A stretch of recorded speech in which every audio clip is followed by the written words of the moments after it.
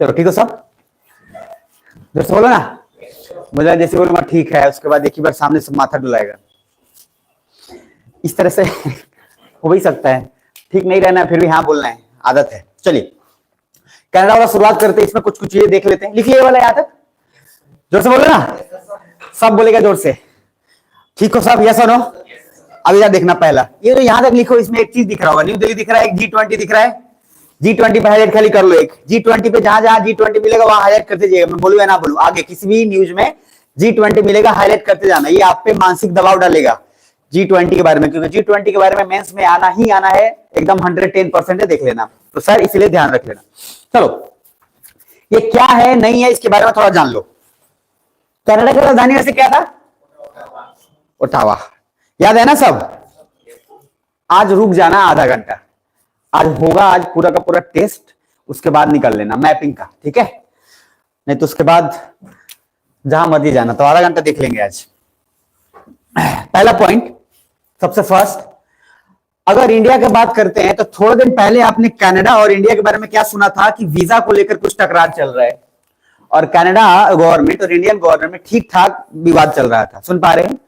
Canada का देखो दो ही चीज पे फोकस है, जो पहले बोला है, कनाडा का फॉरेन मिनिस्टर्स और यहाँ पे मीटिंग हुआ है जिसमें बोला गया कि सबसे फर्स्ट इंडो पैसिफिक वाला area given the shared vision of A free open and inclusive, जो उसका ट्रेड है या इंडो पैसिफिक, उसको बनाया जाए।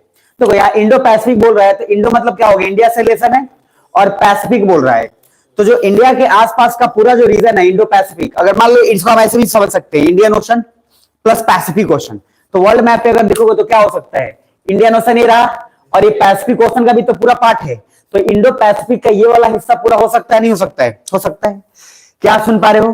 तो इंडो पैसिफिक का मतलब ये है कि उस एरिया में कनाडा चाहता है कि उसका रिलेशन कुछ उस तरीके से बने कि हम लोग और ज्यादा विस्तार रूप से काम कर रहे हैं। और क्वाड हमने बनाया है, तो क्वाड में कौन कौन लोग हैं? इंडिया है, ऑस्ट्रेलिया है, कौन है? जापान और यूएसए, 4 लोग हैं। कनाडा का भी यही एम है कि सर इस एरिया में अगर हमको भी मिल जाए तो क्वाड में जोड़कर पेंटागन कर ले। क्वाड मतलब कितना? 4। तो ये एरिया दिख पा रहे हैं आपको? तो ये एरिया ठीक ठाक है और यहाँ पे बिजनेस ठीक ठाक है, क्योंकि सर इंडिया ने क्या क्या बनाया, देखो ध्यान से। एक मैंने पढ़ाया था आपको, एक सियाटो, याद है? ये नाटो के बाद बना था सियाटो। तो अमेरिका भी साउथ ईस्ट एशिया में अपना वर्चस्व रखना चाहता है, क्या सब सुन पा रहे हो?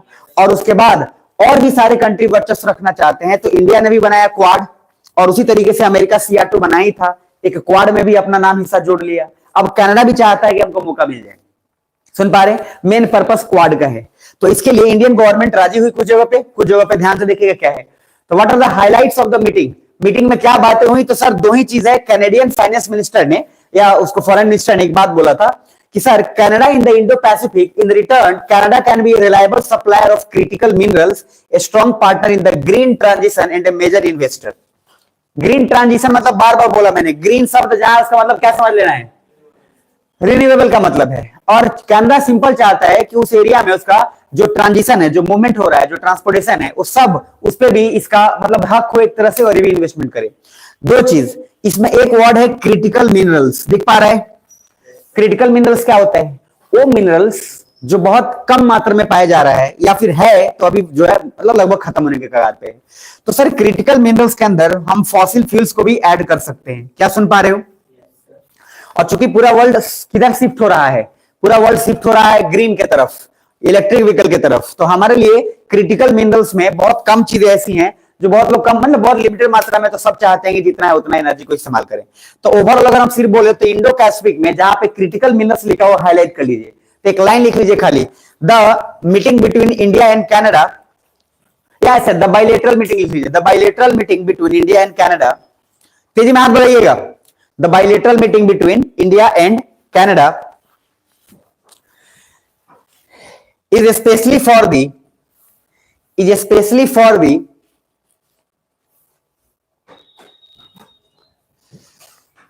supply of critical minerals, is especially for the supply of critical minerals and is especially for the supply of critical minerals and Canada also wants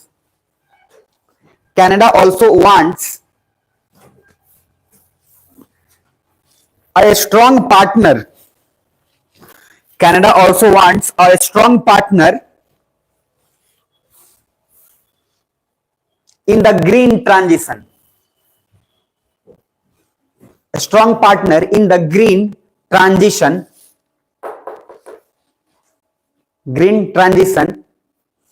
which will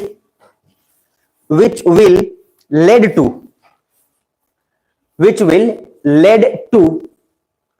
a major investor,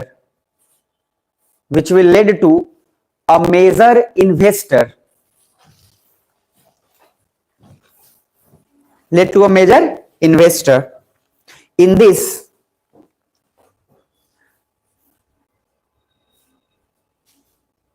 अच्छा दिस काट दो, in Quad कर दो, major investor in the Quad. तो क्या Canada quad का member है क्या? नहीं, कनाडा का मेन एम उसी पे है।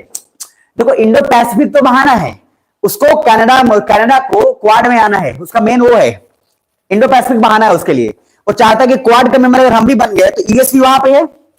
कौन कौन है? जापान है, ऑस्ट्रेलिया, इंडिया है। इंडिया के पास देखो, इंडिया से आजकल सब कोई रिलेशन बनना चाह रहा है, और सिर्फ आज ही नहीं, इंडिया से सबसे पहले से लोग रिलेशन बना रहे हैं, क्योंकि इंडिया फुल ऑफ रिसोर्स है, इतना संसाधन है भर भर के, इतना लूट के सब इंडिया से क्यों ले गया? अच्छा पूरे वर्ल्ड में इतिहास में कहीं चर्चा इस बात का नहीं, कहीं और से लूट के ले गया हो। सर यहाँ का क्यों, मैं उस सिंहासन से लेकर मंदिर लूट के ले गया, क्या लूट के, सब लूट के ले गया, यहीं से ले गया। तो लॉजिक क्या है कि इंडिया के साथ हर कोई रिलेशन पहले भी बनाना चाहता था, अभी भी बनाना इसलिए चाह रहा है क्योंकि इंडिया एक ऐसा कंट्री है जहां पे रिसोर्स लगभग कहा जाता है कि अनलिमिटेड मात्रा में, क्योंकि इतने सारे रिसोर्स मतलब छुपे हुए हैं जिसका कोई हद हिसाब नहीं है। क्या सुन पा रहे हैं? तो रिलेशन बनाने का मेन है कि क्वाड से जुड़ जाए, क्वाड से जुड़ जाने के बाद इसको फायदा क्या क्या होगा? अमेरिका का सपोर्ट थोड़ा मिल जाएगा, जबकि कनाडा अमेरिका का बॉर्डर शेयर करता ही है, तो सर एक तो अमेरिका से अच्छा बनाव बन जाएगा, दूसरा इंडिया से बन गया तो पूरा इंडिया के रिलेशन रिसोर्स पे ठीक ठाक, जापान उसके साथ बढ़िया, और जापान के साथ बढ़िया, यानी कि ऑस्ट्रेलिया के साथ भी बढ़िया। तो सर कनाडा एक बार में अपना हित साधना चाहता है वो लंबे एरिया में, मेन ये दिमाग रखिएगा। अच्छा इससे इंडिया को क्या फायदा होगा? कनाडा के साथ रिलेशन रख के इंडिया को बहुत बड़ा फायदा कुछ होने वाला नहीं है, लेकिन ध्यान से समझना, क्योंकि कनाडा में इंडियन डायस्पोरा बहुत ज्यादा है। अरे कुछ बुझा रहा है? डायस्पोरा पढ़ाया था ना, प्रवासी, तो इंडिया के बहुत सारे लोग कनाडा में बसे हुए हैं, और कनाडा को तो लोग ऐसे कहा जाता है कि इंडिया मतलब कनाडा में आप चल जाओगे तो इंडिया ही मिलेगा आपको, इतने सारे, और स्पेशली पंजाबी लोग वहीं पे। अब देखो वहां पे खालिस्तानी ग्रुप बनता है, तो इंडिया कनाडा को इसलिए टॉर्चर करता है कि आप जो है पनाह देते हो खालिस्तानियों को, आप जो है इंडिया के खिलाफ भड़काते हो, आप वहां पे रोकते नहीं हो। ये रिलेशन जो है इंडिया और कनाडा को खराब करता है। कुछ बुझा रहा है? और कनाडा जैसे ही इंडिया उस पर प्रेशर डालता है, कनाडा कुछ और बात शुरू कर देता है। तो थोड़ा दिमाग में रखना है कि इंडिया और कनाडा के लिए सबसे बड़ा सबक वाला चीज है वो खालिस्तान, जो कि इंडिया के खिलाफ भड़काकर काम करता है, और कनाडा गवर्नमेंट को बोला जाता है कि आप एक्शन लीजिए, तो कनाडा गवर्नमेंट एक्शन नहीं लेती है। तो कहीं ना कहीं कनाडा हमारे लिए ठीक ठाक लेवल पे काम नहीं कर पाता है, बट स्पेशली अब यहाँ पे मेन रीजन है।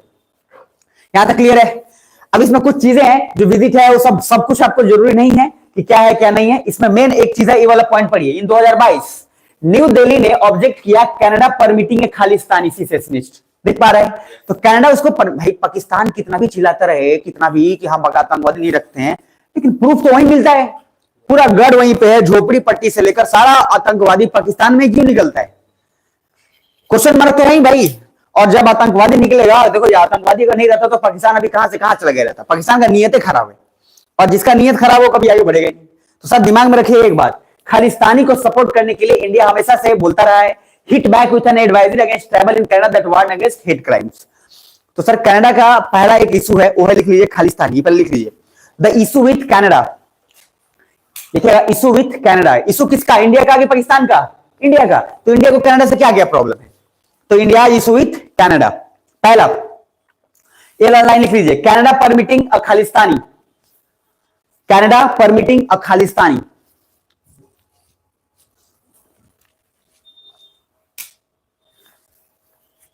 Canada permitting Khalistani, which led to which led to a violence in India, which led to a violence in India.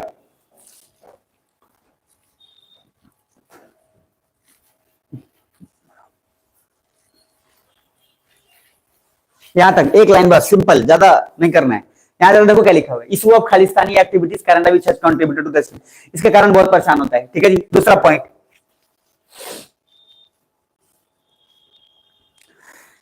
देखो कैनेडियन ने एक बार कमेंट भी किया था इंडिया के फार्मर प्रोटेस्ट पे and cancellation of diplomatic talks in response. ध्यान से समझना, कनाडा वाला का नियत जो है ठीक नहीं रहता। जब अरे किसान आंदोलन याद है, ठंडी के दिन में वहां पे सब किसान था, एक समय था जब किसान आंदोलन सबसे लंबा खींच रहा था और सबसे लंबा आंदोलन खींचा भी।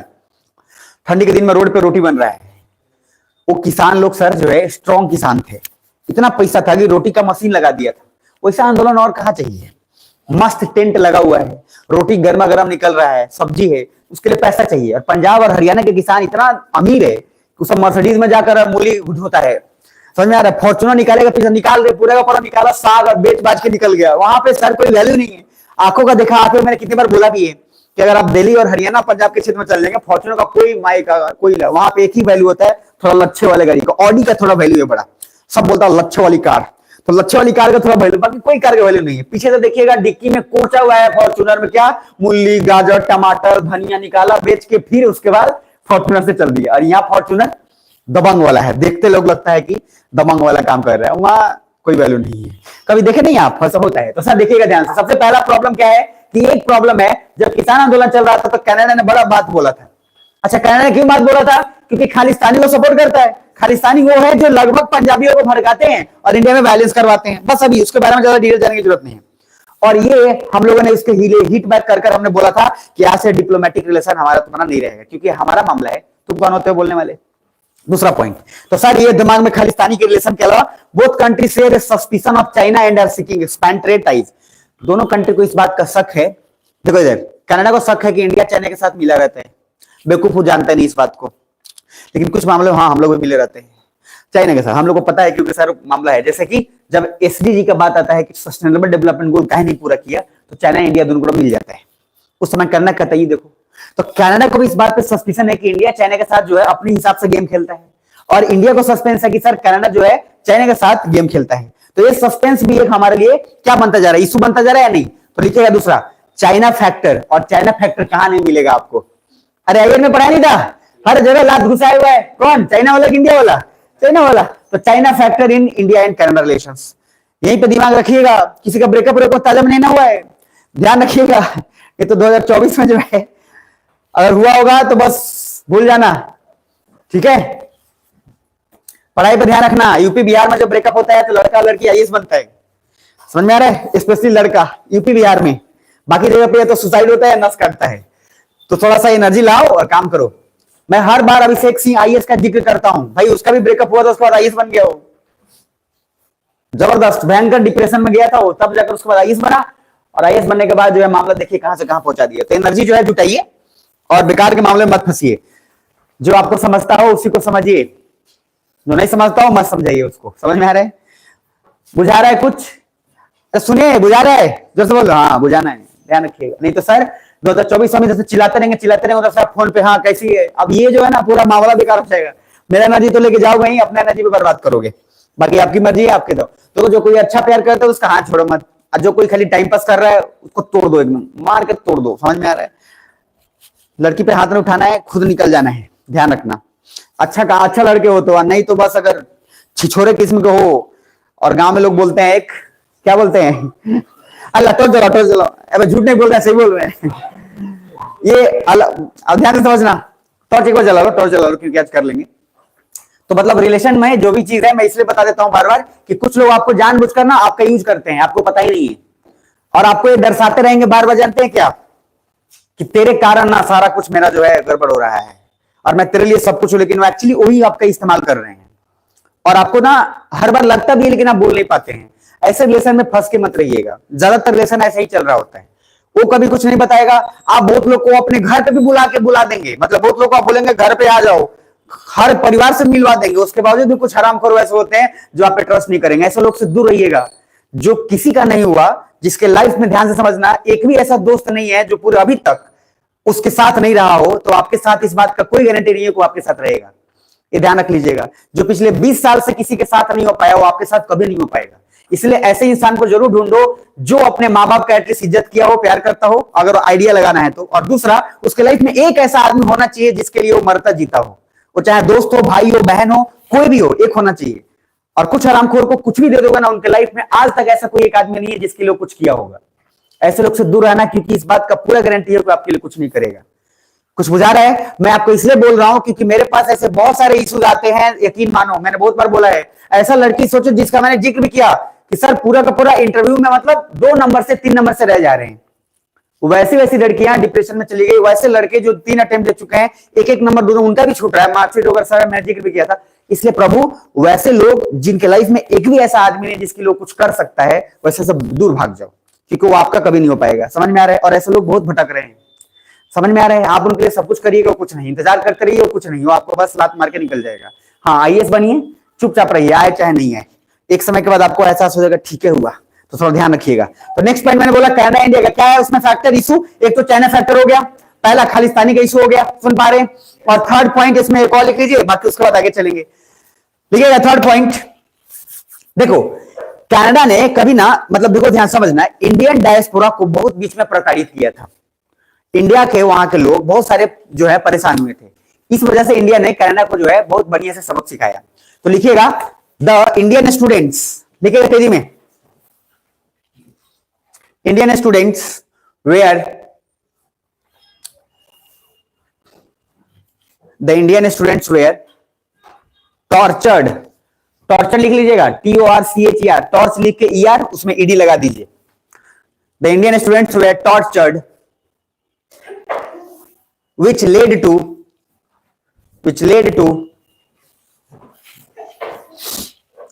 to impact on India's relations with Canada, which led to India's, क्या बोलो उसके बाद, India's relations with Canada। Next देखो, इंडो पैसिफिक में जो मैंने बोला उसमें सबसे बड़ा फायदा ये भी है कि उस रीजन में पॉपुलेशन और सब कुछ ज्यादा है, तो पॉपुलेशन वगैरह सब कुछ ज्यादा वगैरह है, तो कनाडा को जब सबसे ज्यादा फायदा होगा। एक नाम लिख लो, कहीं आ जाए नाम, इशू आ जाता है, लिखिएगा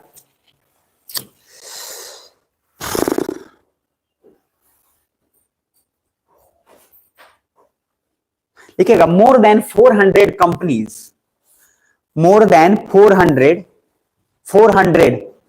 कैनेडियन कंपनी, लिख लीजिए। कनाडा का 400 से ज्यादा कंपनी इंडिया में आज भी ऑपरेट हो रहा है। मोर देन 400 कैनेडियन कंपनीज, लिख लिए, in India, more than 400 Canadian companies in India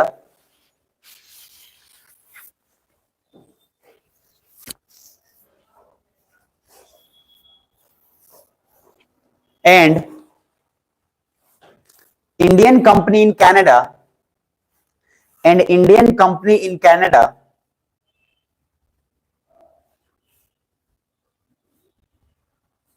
are especially are active in, ऐसे लिखिए, are active in fields like, मतलब कौन कौन से फील्ड में, Indian company in Canada are active in fields like technology, comma steel, technology, comma steel, software, natural resources and banking sector, natural resources and banking sector।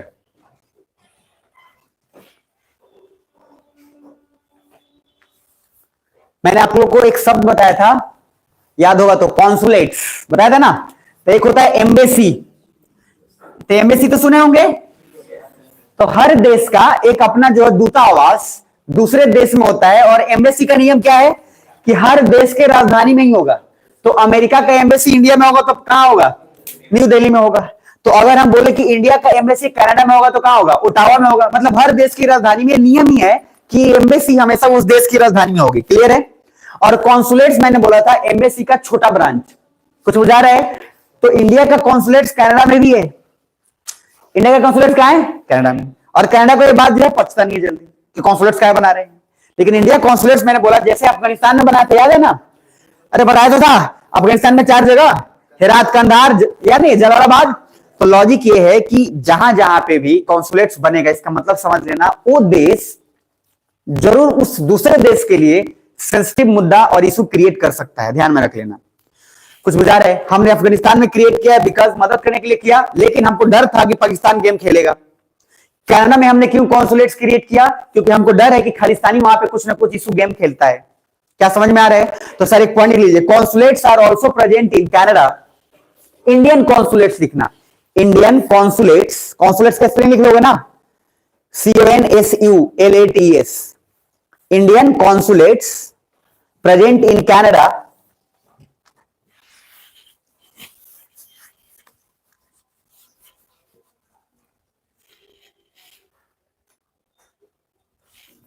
present in Canada। लिखिए which signify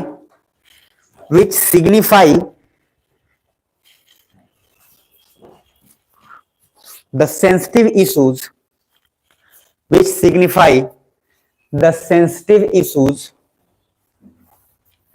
with India's relation,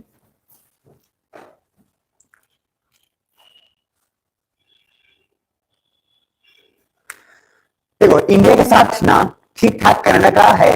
मतलब अगर देखा जाए तो Canada भी बहुत ज्यादा export हमारे तरफ करता है, इंडिया की तरफ। कनाडा ठीक ठाक मात्रा में हमको देता है पैसा, मतलब एक्सपोर्ट करके हमसे प्रॉफिट कमाता है, ध्यान में रखिएगा। तो कनाडा के लिए भी मार्केट इंडिया का एक बहुत बड़ा मार्केट है, समझ में आ रहा है। तो लगभग ऐसा कहा जाता है कि 13वां या फिर लगभग 14th नंबर जो है कनाडा अपना एक्सपोर्ट इंडिया को भेजता है। कुछ समझ में आ रहा है। और हम चाहते हैं कि एक्सपोर्ट हमारा कम हो, ध्यान से समझो। कनाडा का एक्सपोर्ट करने के कारण ही कुछ चीजें ऐसी हैं जो कनाडा चल रहा है। कनाडा का रिलेशन में देखोगे तो कनाडा के रिसोर्स तो है ही है, लेकिन कनाडा के पास उतनी टेक्नोलॉजी नहीं है जितना अमेरिका के पास है। आप सोच के देखो, अमेरिका के बगल में कौन है, कनाडा, जस्ट सटा हुआ है भाई। और अमेरिका जो है कनाडा को एक तरह से बिल्कुल ऐसे दबा के रखता है कि कनाडा उछल कूद ज्यादा नहीं करे। लेकिन कनाडा के मन में भी डिजायर है कि अपन भी पावरफुल बनना चाहते हैं, हर कोई पावरफुल बनना चाहता है। लेकिन अमेरिका उसको इस तरीके से रखता है कि ये उछल कूद नहीं करे, क्योंकि क्यूबा को छोड़ा तो क्यूबा उसको जो है दिमाग खराब कर दिया। इसलिए अमेरिका अपने नेबरिंग कंट्रीज को ठीक ठाक मात्रा में पैसा दे देकर शांत रखने की कोशिश करता है। कुछ बुझा रहा है। और अगर हमारे आसपास देख लो, हम है इंडिया पावरफुल कंट्री है, और बगल में है पाकिस्तान जो हरामखोर वाला काम करता रहता है, तो हम उसको सहते हैं। अमेरिका सहता नहीं है, सीधा बमबारी करता है, बस मामला शांत हो जाता है। हम इग्नोर करते हैं, अमेरिका क्या है, इग्नोर करता नहीं, इग्नोर करवाता है, बस यही डिफरेंस है।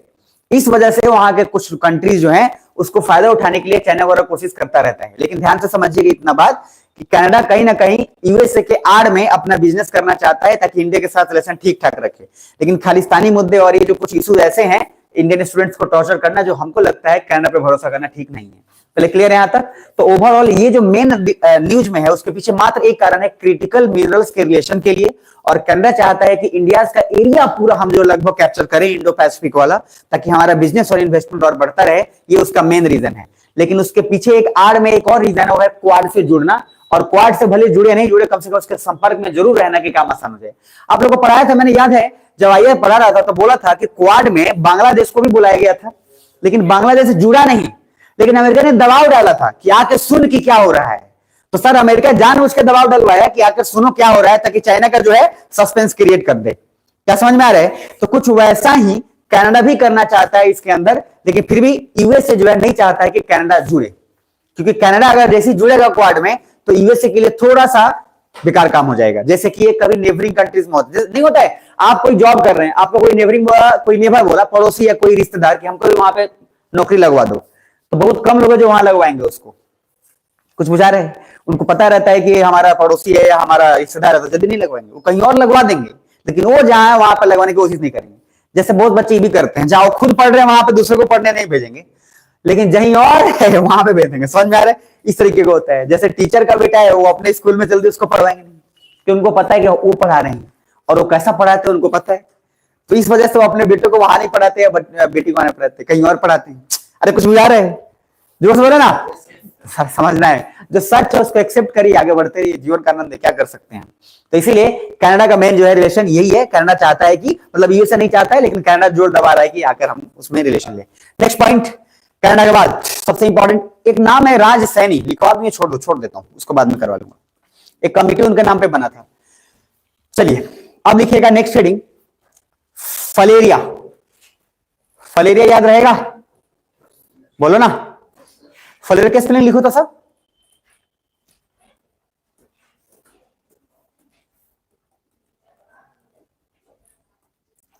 लिख लिए?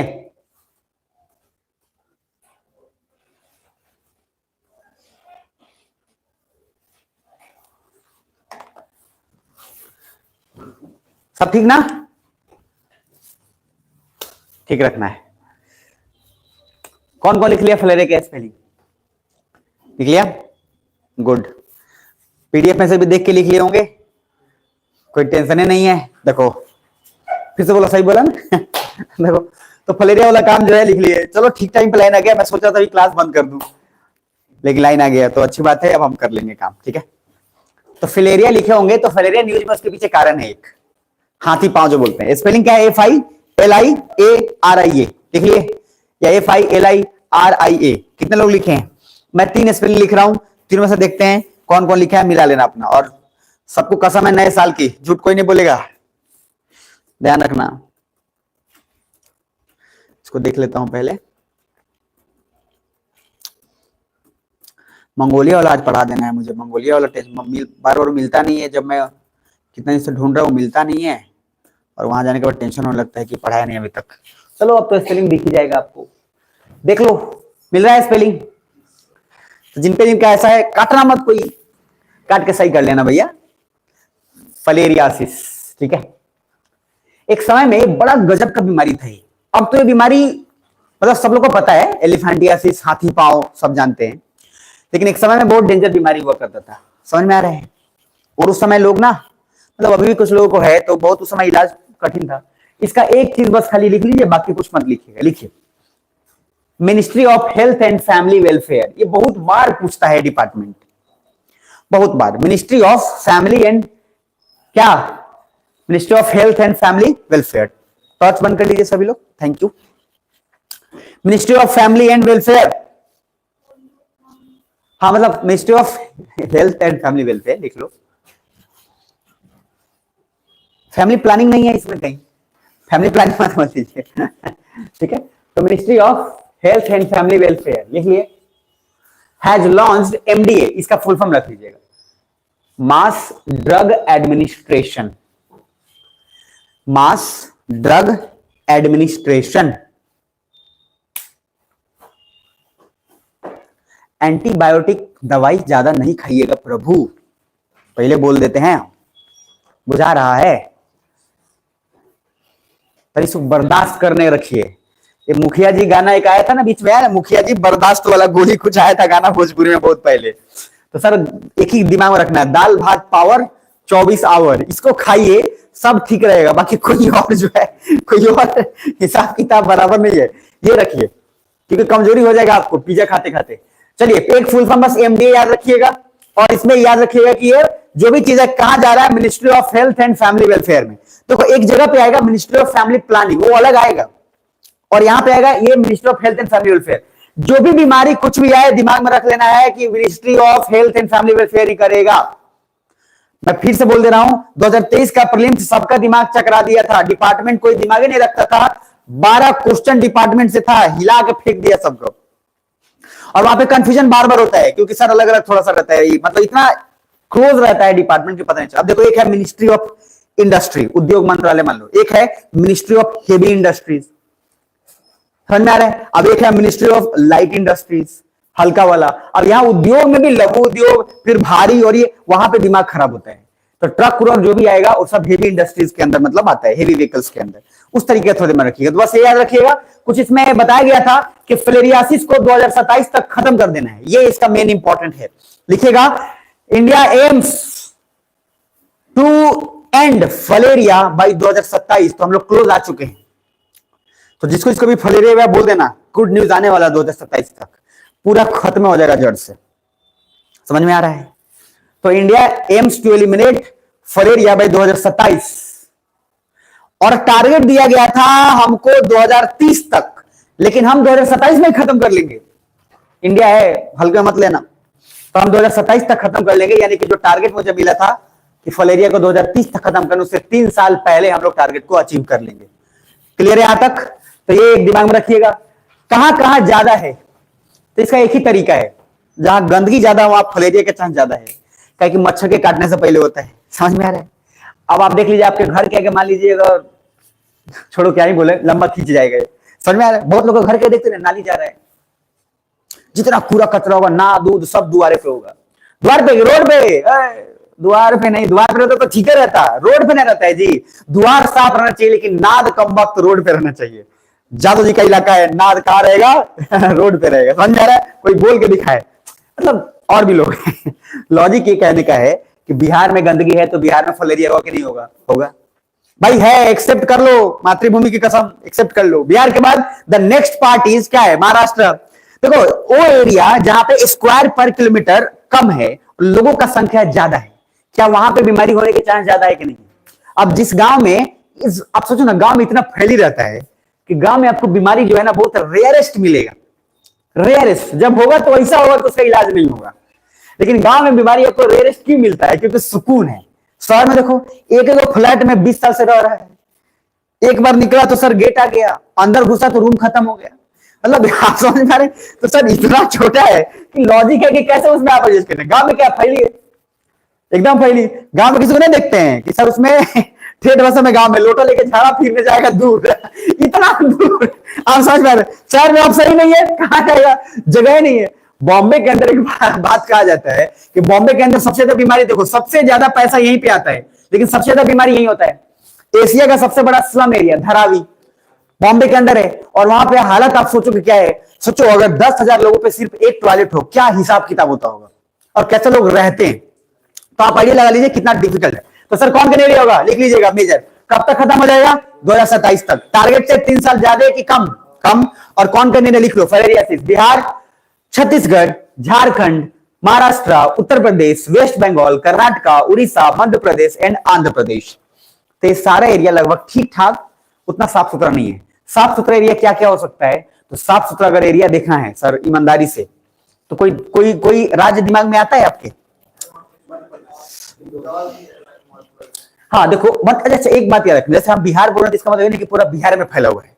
बिहार में भी कुछ राज्य, मतलब कुछ जगह ऐसे हैं, कुछ जिले ऐसे हैं जो बहुत साफ सुथरे हैं, जिसको देख के आपको विश्वास नहीं होगा कि हम बिहार में हैं। समझ में आ रहे हैं? और यूपी में बार बार बोला जाता है कि मुस्कुराइए, आप उत्तर प्रदेश में हैं। समझ में आ रहा है? लेकिन अब आगे जाइए तो कोरोना का अलग कांड होता है। तो इंदौर बहुत ब्यूटीफुल सिटी है, नो डाउट। महाराष्ट्र भी ब्यूटीफुल सिटी है, नो डाउट, लेकिन फिर भी बीमारी वहां है। इसलिए जब भी कभी बीमारी का देखना होगा तो देखिएगा कि कितना लोग कंजस्टेड रह रहे हैं। समझ में आ रहे हैं? उसके बाद अगर आप इसमें देखेंगे, झारखंड बीमारी होना तय है, वेस्ट बंगाल में भी बीमारी होना तय है, रोकने से नहीं रोकाएगा। कभी टाइम मिलेगा वेस्ट बंगाल जाइए, वहां पर भी देखिए बहुत पॉपुलेशन है, एरियाज कम है। तो इस वजह से आप थोड़ा आइडिया लगा लीजिएगा, बाकी याद रहे तो ठीक है। कम से कम 2 जरूर याद रखना, अपना अपना नहीं भूलना है। बिहार और कुछ में नंबर 1 रहे ना रहे, समझ में आ रहा है ना? बाकी समझ लीजिए। तो सर और सारी चीजों में नंबर 1 रहता है, इसलिए गाना। अच्छा बिहार पे देखो जितना गाना बना है, कैसा गाना बना है? सब गाना वही, आइए ना हमारा बिहार में ठोक देंगे भेजा कपार में, हाँ सच, अब गोली कपार में, ऐसा ही सब गाना बना है। उसके बाद क्या है, जियो हो बिहार का लाला। अब इस तरीके का जो गाना है बिहार में ऐसा ही क्यों बनता है? और सारे जो है शहर पे तो अच्छा बनता है, दिल्ली दिल वालों की है ना, यूपी किसका है, बाहर वालों की, ऐसे कुछ कुछ बनते रहता है। बिहार जो है अलग लेवल पे है। तो खैर चलिए कोई बात नहीं। तो नेक्स्ट पॉइंट लिख लीजिएगा, इसमें अगर आता है तो एक नाम लिख लीजिए, इसके बारे में पूछ लेता है, और वो है पैरासाइटिक इन्फेक्शन। लिखिएगा, filaria is a parasitic infection. Parasite समझते हैं? पैरासाइट जो दूसरों के खून पे आधारित हो। दूसरे का खून चूस के दूसरे के खून में डाल दे। जैसे कि मच्छर, आपका भी खून डंक मारा, फिर जाके किसी और में भी डंक मारा, इधर का लेके उधर फैला दिया। मच्छर को हल्के मत लेना, एक मच्छर जो है इंसान को बहुत कुछ बना देता है। समझ में आ रहा है? तो लॉजिक क्या है, मच्छर को हल्के में नहीं लेना है। मच्छर बहुत डेंजर प्राणी है। तो सर क्या है, filaria is a parasitic infection. हो गया। दूसरा एक लिखिएगा, इसका एक कीड़ा होता है जिसको बोलते हैं फैलेरिया, उसी कीड़े के नाम पे है ये वाला, वर्म्स नोन एज फैलेरिया। ठीक है। उसके बाद इन्फेक्टेड मॉस्किटोज, इन्फेक्टेड मॉस्किटोज। बाकी इसके बारे में बहुत ज्यादा आपको डिटेल में जाने की जरूरत नहीं है। ठीक है। और भी है एल्बेंडाजोल वगैरह ट्रीटमेंट वगैरह। इंडिया ने क्या क्या लिया है, तो जब भी कभी कुछ याद नहीं रहे तो ये वाला लिख देना है, नेशनल हेल्थ मिशन, भारत ने स्वास्थ्य मिशन जो लिया हमेशा लिखना है। जैसे किया पॉल्यूशन को कम करना, तो क्या बोल रहे हैं, grow more and more tree. वैसा ही ये पॉइंट है, हर जगह जब याद नहीं तो क्या लिखना है, नेशनल हेल्थ मिशन। क्योंकि भारत हर चीज के लिए हेल्थ मिशन चलाए हुआ है, चाहे टीबी हो, चाहे कैंसर हो, चाहे जो भी चीज हो, हर किसी के लिए। तो एक ये लिख देना है। दूसरा, सबसे बड़ा हेल्थ का कौन है ऑर्गेनाइजेशन, WHO। तो लिख देना world health organization, WHO has taken many steps. और कौन सा स्टेप हमने याद नहीं है, समझ में आ रहा है? तो WHO का नाम आपको लिखना है। इस तरीके का अगर तब करना है जब आपको याद नहीं रहे। तो कोई पॉलिसी एक दो याद है तो ठीक है। मेंस के एग्जाम से पहले क्या करता था, एक बार जैसे मेंस दे रहे हैं तो शुरुआत में खाली पॉलिसी लिखा, policy related to health, policy related to, फिर उसके बाद कोई वीमेन सुकन्या योजना, फिर पॉलिसी रिलेटेड टू कोई सोशल सर्विस। दो तीन देख लिया, बाकी अपने से चिपका दिया। दो याद रखो बस, मैंने बोला था ना। बाकी उसके बाद according to WHO, according to women organization, according to NGO, according to constitution, बस बाकी अपना चिपकाते रहिए। ये जीवन का आनंद इसी में है, समझ में आ रहा है? लेकिन पढ़िएगा तब आइडिया आएगा, नहीं पढ़िएगा तो क्या ही आइडिया आएगा। तो एक ये ले लीजिए आप। बाकी अगर इसमें से सिंपोशियम याद रहे तो ठीक है, नहीं था कोई दिक्कत नहीं। ठीक है जी, चलिए आते हैं नेक्स्ट। ये मैंने आई थिंक आपको पता नहीं पढ़ाया था कि नहीं पढ़ाया था, मुझे नहीं पता। सरोजिनी नायडू के बारे में तो मैंने कल बता दिया था, मुझे याद है। आज एक बस खाली करके खत्म करेंगे, आज इतना ही रखेंगे। दिस वन लिखिए, India Mongolia relation, India Mongolia relation. Mongolia की राजधानी उलान बटोर। Very good.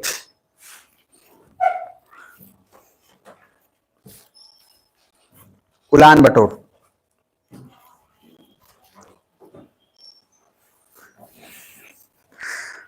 टाइम पे सब लोग आ गए थे आज आप लोग ना, बहुत बढ़िया। चलो बहुत बढ़िया। आज के लिए भाई माफी, ठीक है, लेकिन सच बता रहा हूं, माफी मांगना नहीं चाहिए, लेकिन ध्यान रखना कल के लिए भी पहले ही माफी मांग लेते हैं। नहीं, कल आ जाएंगे टाइम पे, कोई नहीं मिलना चाहिए, बस ध्यान से समझना। तो माफी नहीं, मैं उसके बाद 11 बजे से, मतलब मैं सोच रहा हूँ 9:30 से स्टार्ट कर देंगे। एटलीस्ट 11 बजे तक हम लोग करंट वाला सेक्शन कर लेंगे, और 11 से 12 बजे तक 1 घंटे हम लोग मैपिंग वाला सेक्शन कर लेंगे। पर वो लोग भी खाना खा के नहीं आते हैं, आपसे निवेदन है धीरे धीरे कुछ दिन रुक जाइए, थोड़ा सा और फ्रेश हो जाने दीजिए। फिर हम बैच को 8 बजे ले आ देंगे, 8 से 10 तक वो कर लेंगे, और फिर 10 से 11 तक वो कर लेंगे। लेकिन थोड़ा टाइम आपको देना पड़ेगा। सुन पा रहे हैं? हमारे लिए भाई, हमारे लिए भी बहुत सारी चीज है जो मैनेज करना बहुत डिफिकल्ट है। तो थोड़ा सा आप पेशेंस रखिएगा, हड़बड़ेगा नहीं, नहीं हम नहीं आएंगे 8 बजे करने, इस तरीके का मत करिएगा। समझ में आ रहा है? कुछ दिन तक, क्योंकि अभी थोड़ा सा जैसे ठंड है ना, तो ठंड में आपको बहुत लोगों को भी दिक्कत 2-3 चीज होगा। मैं पहले बोल देता, सुन लो 2 मिनट, सुन लो 2 मिनट सुन लो। पहला दिक्कत, सुबह में नहीं उठिएगा ना तो कुछ दिन बाद आपको फ्रस्ट्रेशन होगा। पहला बात बता देता, सुनो ध्यान से। क्योंकि सुबह में कितना भी कोई आदमी ना गलीज किस्म का हो, ये कितना भी बेकार क्यों नहीं हो, अगर वो 1 महीने से सुबह में नहीं उठ रहा है ना, तो उसका माथा हेडेक से भर जाएगा, और फिर धीरे धीरे इरिटेशन क्रिएट होगा। मैं पहले बता देता हूँ, ध्यान। और वो इरिटेशन इसलिए क्रिएट हो रहा है क्योंकि आप अपने जो सोचा है डिसिप्लिन, जो उम्मीद अपने से रखा, वो उम्मीद टूट रहा है। और जब उम्मीद टूटेगा तो फ्रस्ट्रेशन क्रिएट होगा, और फ्रस्ट्रेशन क्रिएशन में आप अलग अलग स्टेप्स लेना शुरू कर देंगे। इसीलिए आपसे निवेदन है कि कुछ दिन अगर सुबह में नहीं उठते हैं तो कम से कम जिस समय उठ रहे हैं पढ़ लीजिएगा। पढ़ने से मन शांत रहता है, पढ़ते रहिएगा तो मैनेज हो जाएगा। नहीं पढ़िएगा और सुबह भी नहीं उठ रहे हैं, दोनों फ्रस्ट्रेशन आपको बर्बाद करेगा। कुछ बुझा रहा है तो कुछ दिन तक मैनेज कर लीजिए, और धीरे से हम लोग उसके बाद थोड़ा सा नॉर्मल जैसी होता है, आराम से हम लोग सुबह में 8 बजे कर लेंगे। क्लियर है जी? सुन पा रहे हो? जो से बोलो ना, 8 बजे वाले में कौन बोल नहीं रहा है। कौन 8 बजे उठता कौन है? अभी तो बहुत किसी का नींद भी टूटता होगा।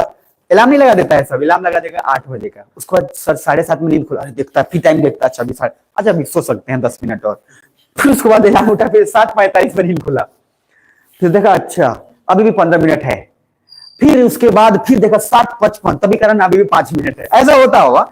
और जैसे ही उसके बाद उठता देखता आए 8:30 हो गया, अब अचानक सब फेंके चला जाइए और भाग गया तेजी में उसके बाद। ये मतलब भाई ऐसा कांड जो है होता रहता है, तो आप लोड मत लेना, ये सब कुछ जो है चलता रहेगा, बस आप अपना पढ़ाई कर लेना तो सब बैलेंस हो जाएगा। और देखो मैं पहले बोला हूं, कोई नियम कानून नहीं होता है पढ़ने के लिए, किसी टाइम पे पढ़ना उसी टाइम पे पढ़ना है, जिस समय मन करो उस समय पूरा मोबाइल बंद करो और फाड़ चीर के पढ़ो दिन रात। ये नियम नहीं कि अभी 2 बज रहा है कि 4 बज रहा है कि दोपहर है कि सुबह है, बिल्कुल नहीं। जिस समय मन करे पढ़ने का उस समय मोबाइल बंद करो और चुपचाप स्टार्ट कर दो, कोई रूटीन फूटीन नहीं होता है। कुछ बुझा रहा है? रूटीन बना जाइएगा तो जीवन भर रूटीन में रह जाइएगा, 9 से 5 वाला। प्राइवेट जॉब वाला रूटीन में रहता है कि नहीं रहता है? सुन पा रहे हो? सुनो, प्राइवेट जॉब 9 से 5 फिक्स रहता है, लेकिन जीवन भर वही रहता है। आईएएस का कोई रूटीन नहीं होता है, एकदम इनस्टेबल है। सुबह उठा किसी और गांव में, रात को फोन आया कहीं और, दोपहर को कहीं फोन आया कहीं और, उसका रूटीन ही नहीं है। तो इस दुनिया में जिसका अगर कंफर्टेबल रूटीन है वो एक लेवल पे अपना लाइफ स्टेबल करके जी सकता है, बढ़िया खुशी, ऐसे नहीं कोई बेकार जिएगा, एकदम संपन्न है, खुशी जीवन जिएगा। लेकिन कुछ इतिहास रचना है तो रूटीन से अलग करना पड़ेगा आपको। देखो समझ में आ रहा है? इस दुनिया में रूटीन के अलग करिएगा तभी कुछ काम होगा, रूटीन में रह के करिएगा तो कुछ बड़ा नहीं होने वाला है। तो कुछ बड़ा करना है तो रूटीन से अलग करना होगा। तो जिस समय मन करे कुछ मत सोचो क्या है नहीं है, सब भाड़ में गया। और हम लोग इग्नोर कर देते हैं। किसी दिन इतना पढ़ने का मन करता है ना कि हमको लगता है कि आज पूरा फाड़ चीज पढ़ देंगे, और उस दिन हम लोग इग्नोर कर देते हैं। वो इग्नोर डे मत करना, क्योंकि वो दिन आपका है, उस दिन एकदम सबको इग्नोर कर दो, ध्यान रखिएगा। चलिए आते हैं इंडिया मंगोलिया। पहला मंगोलिया की राजधानी मैंने बोला, क्या बोले? उलान बटोर। देखो मंगोलिया के साथ रिलेशन में बड़ा खास चीज है एक, पहले मैप पे थोड़ा सा खाली देख लो। अगर हम बात करते हैं तो ये हमारा प्यारा दोस्त कौन, उसके बाद हमारा बीच में कौन? मंगोलिया। ऊपर कौन है? रसिया। मंगोलिया ऐसी जगह पे है कि किसी का भी गोलियां बजा देगा, ध्यान से समझना। देखो अगर हम मंगोलिया के साथ ठीक ठाक रिलेशन बना लिए, देखो इधर हम आपको एक थ्योरी पढ़ाए थे कि हमारा पड़ोसी दुश्मन हो सकता है, लेकिन पड़ोसी का पड़ोसी दोस्त होना चाहिए, बेस्ट फ्रेंड। तो इंडिया का पड़ोसी कौन? चाइना, दुश्मन। तो चाइना का पड़ोसी मंगोलिया, हमारा बेस्ट फ्रेंड। मंगोलिया को हमने सर ऐसा बांध के रखा है, मंगोलिया ऐसा छुपा रुस्तम कंट्री है जो कभी भी न्यूज में हाईलाइट नहीं होता है। अरे सुमन समझ में आ रहा है कुछ? नेवर, कभी भी न्यूज में ना इंडिया हाईलाइट करता है मंगोलिया को, ना मंगोलिया हाईलाइट करता है इंडिया को। लेकिन Mongolia is the only country जिसने इंडिया को ऐसे ऐसे स्टेज में सपोर्ट किया है जहां पे कोई कंट्री सपोर्ट नहीं किया है। और ये सबसे ज्यादा किसको खटकेगा? कि हरामखोर हमारे बगल में है और खटकाते रहता है इंडिया को। कुछ बुझा रहा है? और रसिया को कुछ फर्क इसलिए नहीं पड़ता क्योंकि रसिया के साथ अपना रिलेशन उस तरीके का है कि हम उससे कभी दुश्मनी मोल ले ही नहीं सकते, हम दुश्मनी करेंगे ही नहीं, क्योंकि रसिया हमारे साथ दुश्मनी कभी गेम खेला ही नहीं है। आपने आज तक कभी भी डिप्लोमेटिक रिलेशन में ये सुना ही नहीं होगा कि रसिया के साथ हमारा रिलेशन खराब हो गया। अगर कुछ खराब होता भी है ना तो न्यूज में नहीं आता है, और ना कभी आएगा, ना कभी इंडियन गवर्नमेंट आने देगा। अच्छा क्या आप लोग सुन पा रहे हैं? तो मजाक की बात क्या है कि मंगोलिया जो है वो हमेशा छुपा रुस्तम रहता है, और इंडिया के साथ इतना ट्रेड है, इंडिया के साथ इतना रिलेशन तगड़ा है कि आपको देख लगेगा कि भूटान से भी ज्यादा गहरा मंगोलिया के साथ है। और आपको मैं डेटा दिखाता हूं, ये किसी को नहीं जल्दी पता चलता है। पहला पॉइंट तो क्यों आया है? एक मीटिंग हुआ, 11th meeting of India Mongolia joint working group was held in India. और इसका न्यूज में पहला एक पॉइंट लिख लीजिए, 11th, ये वाला लाइन लिख लीजिएगा, 11th मीटिंग ऑफ, थोड़ा हाथ तेजी में बढ़ाइए, मुझे थोड़ा आज मैप स्टार्ट कर ही लेना है, मुझे आज बहुत सारा काम भी है, कभी कभी मैनेज नहीं कर पाता हूं, बहुत सारा काम होता है। और बहुत सारा काम ऐसा है कि मैं क्या पूछूं, 10,000 का किताब ऑर्डर किया हूं, और वो किताब जो है ना, मतलब कुछ कुछ बोल रहा है वो, कुछ मतलब उससे कुछ हो गया बात, तो अब क्या करेगा, क्या बोलेगा, क्या नहीं बोलेगा। हम उससे रिलेशन बनाने कि भाई हर साल हम तुमको बोल देंगे, हर महीने 2 महीने 3 महीने पे खत्म करके तुम ले आना, पैसा हमारे पास रहता नहीं है, हम तुमको ईएमआई में भरेंगे। तो मान गया है पार्टी, तो मान गया, तो इससे बढ़िया बात क्या होगा? 10,000 हर महीने ले आएगा, 2-2 हजार दे दिया जाएगा, 5 महीने में निपटा दिया जाएगा। समझ में आ रहा है? तो बस आसान हो गया है। तो 10,000 कभी रहता नहीं है यार, 3,000 आएगा, उधर गया उधर गया इधर गया, सब निपट जाता है। इकट्ठा पैसा होवे नहीं करता है, इकट्ठा नहीं होता तो किताब लेना चाहिए, तो इसलिए किताब जो आ गया। तो ध्यान रखिए, देखिए पहला पॉइंट, 11th मीटिंग इंडिया और किसके बीच में? पाकिस्तान के बीच में, मंगोलिया। इसमें एक कमेटी है जिसे ज्वाइंट वर्किंग ग्रुप बोलते हैं, याद रहे तो ठीक है। JWG बहुत बार इस्तेमाल किया जाता है हिंदू न्यूज़पेपर में, याद रहे तो ठीक है, ना तो कोई बात नहीं। आगे देखो, इसमें कुछ बातें की गई हैं। कोविड-19 का समय बहुत सारा कुछ जो है रुका था, बहुत से लोग अलग अलग चीज रोके थे, आना जाना, ये फलना ढिकाना।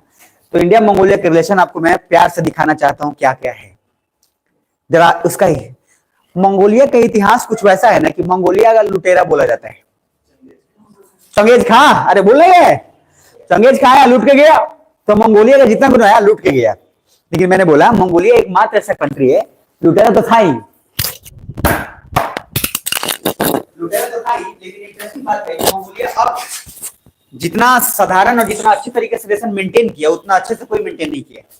कैसे? देखिए पहला पॉइंट देखिए, अगर आप मंगोलिया के रिलेशन की बात करते हैं तो मैं जितना ही पढ़ाए हो ना, इसमें का एक एक वर्ड आपको क्लियर होना चाहिए, शब्द खाली रीड करो, एक एक शब्द इसमें क्लियर होना चाहिए, पूरा छोटा से बड़ा शब्द पढ़ो जरा, पहला लाइन से पढ़ते जाओ। तो इंडिया मंगोलिया को कौन सा बुद्धिज्म बांट रहा है कि हिंदुइज्म? बुद्धिज्म। आगे जरा पढ़ो।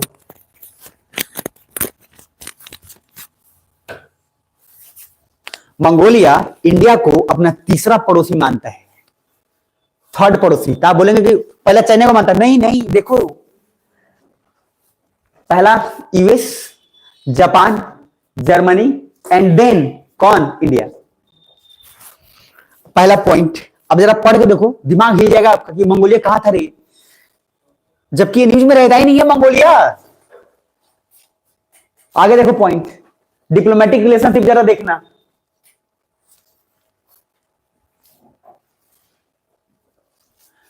सोवियत ब्लॉक के अलावा मात्र एक पहला कंट्री, रसिया के अलावा मात्र एक पहला कंट्री जिसने इंडिया के साथ अपना डिप्लोमेटिक रिलेशन बनाया 1955 में। जरा आगे देखो, इंडियन रेसिडेंस मिशन इन यहां उलान बटोर वाज ओपन इन 1971। उलान बटोर क्या है? मंगोलिया का राजधानी, जिनको मैं पढ़ाने हूं आगे। नेक्स्ट, स्ट्रेटेजिक पार्टनरशिप 2015 में when the Indian prime minister visited Mongolia and declared it as an essential component of act east policy. मैंने बोला था लुक ईस्ट पॉलिसी पढ़ाया था, तो जब प्राइम मिनिस्टर 2015 कौन? Modi. Modi is the boss. तो 2015 में कौन गया? मोदी गया, और मोदी जाकर मंगोलिया से मिला और उसको एक्ट ईस्ट पॉलिसी का सबसे इंपॉर्टेंट कंपोनेंट माना। आगे जरा इंटरनेशनल कोऑपरेशन देखो, मंगोलिया है publicly reiterated its support for India membership to the UNSC। Mongolia ने पूरी तरीके से ओपनली बोला कि इंडिया को यूएनएससी का परमानेंट मेंबर होना चाहिए, ओपनली, किसी के बिना दबाव के। आगे जरा देखो, India has played an important role in getting Mongolia membership. India ने भी मदद किया भाई, इंडिया ताली एक ही हाथ से थोड़ी ना बजता है, तो सर इंडिया ने भी उसको मदद किया है उस लेवल पे पहुंचाने के लिए। इसीलिए despite a strong opposition from China and Taiwan, China और ताइवान इंडिया को बहुत बोलता रहा, इतना सारा कांड कि सर आप मंगोलिया के साथ ऐसा नहीं कर सकते, लेकिन उसके बावजूद भी इंडिया ने मदद किया। किसका? मंगोलिया का।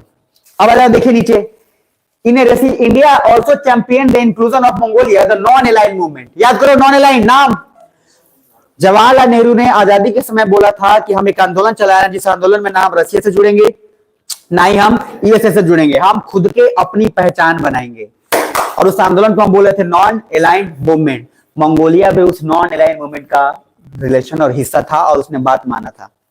कुछ बुझा रहा है? तो मंगोलिया के रिलेशन सर बहुत गहरा है। जरा आगे देखो, इन ए रेसिप्रोकल गेस्चर मंगोलिया को sponsor 1972 event with India and Bhutan for the recognition of newly liberated Bangladesh. Bangladesh को पहचान दिलाने के लिए, अरे 1971 बांग्लादेश बना, और उसको पहचान दिलाने के लिए आज स्पेशली मंगोलिया, भूटान और इंडिया तीनों ने उसको स्पॉन्सर कर एक पहचान भी दिला दिया। कुछ बुझा रहा है? तो मंगोलिया को क्या बढ़िया दोस्त है कि बेकार है? बढ़िया है।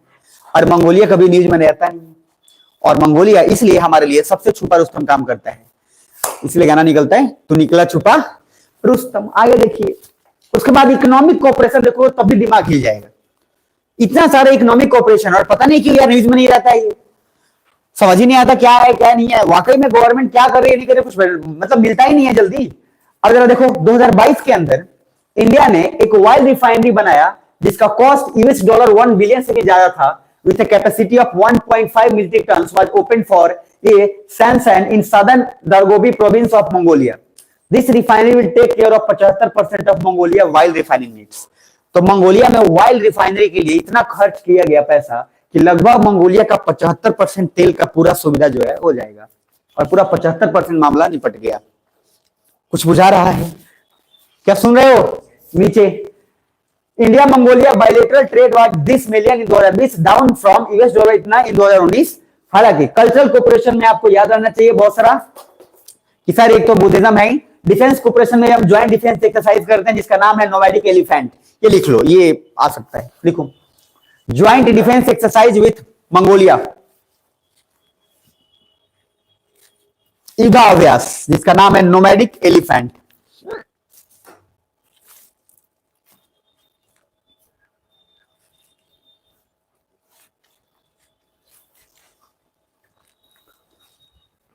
ठीक है।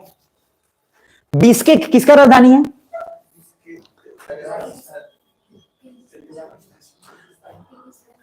केक काट देंगे, अभी नहीं बताया, समझ में आ रहा है? बोला तो था केक काटेंगे। कहा? किर्गिस्तान में। कितना केक? 20 केक। रुको, एक दिन काटना ही पड़ेगा। चलो कोई बात नहीं, चलो ये हो गया यहां तक। तो सर इंडिया मंगोलिया के साथ ओवरऑल रिलेशन क्या है आपको? ठीक ठाक लग रहा है ना? मंगोलिया का की फैक्ट क्या क्या है ये मुझे बताने की जरूरत नहीं है, सब कुछ आपको पता है। पढ़ो जरा। लैंडलॉक कंट्री पढ़ाया हो ना? लैंडलॉक, पहला सबसे बड़ा लैंडलॉक कंट्री वर्ल्ड में कौन है? Kazakhstan. Kazakhstan is the largest landlocked country, जो चारों तरफ से बिल्कुल घिरा हुआ है और किसी महासागर में नहीं जाता है। दूसरे नंबर पे है मंगोलिया। तो Mongolia is a landlocked country located in east and central Asia. It is bordered by Russia. ये तो मुझे बताने की जरूरत नहीं है, ये आपको पता है लोकेशन कहां है। It is the world second largest landlocked country, लिख सकते हो इस पॉइंट को। दूसरा, स्पार्सली पॉपुलेशन, पॉपुलेशन बहुत गहरा नहीं है, डेंस नहीं है, घना नहीं है, लिख लेना ये point. It is the world second largest landlocked country.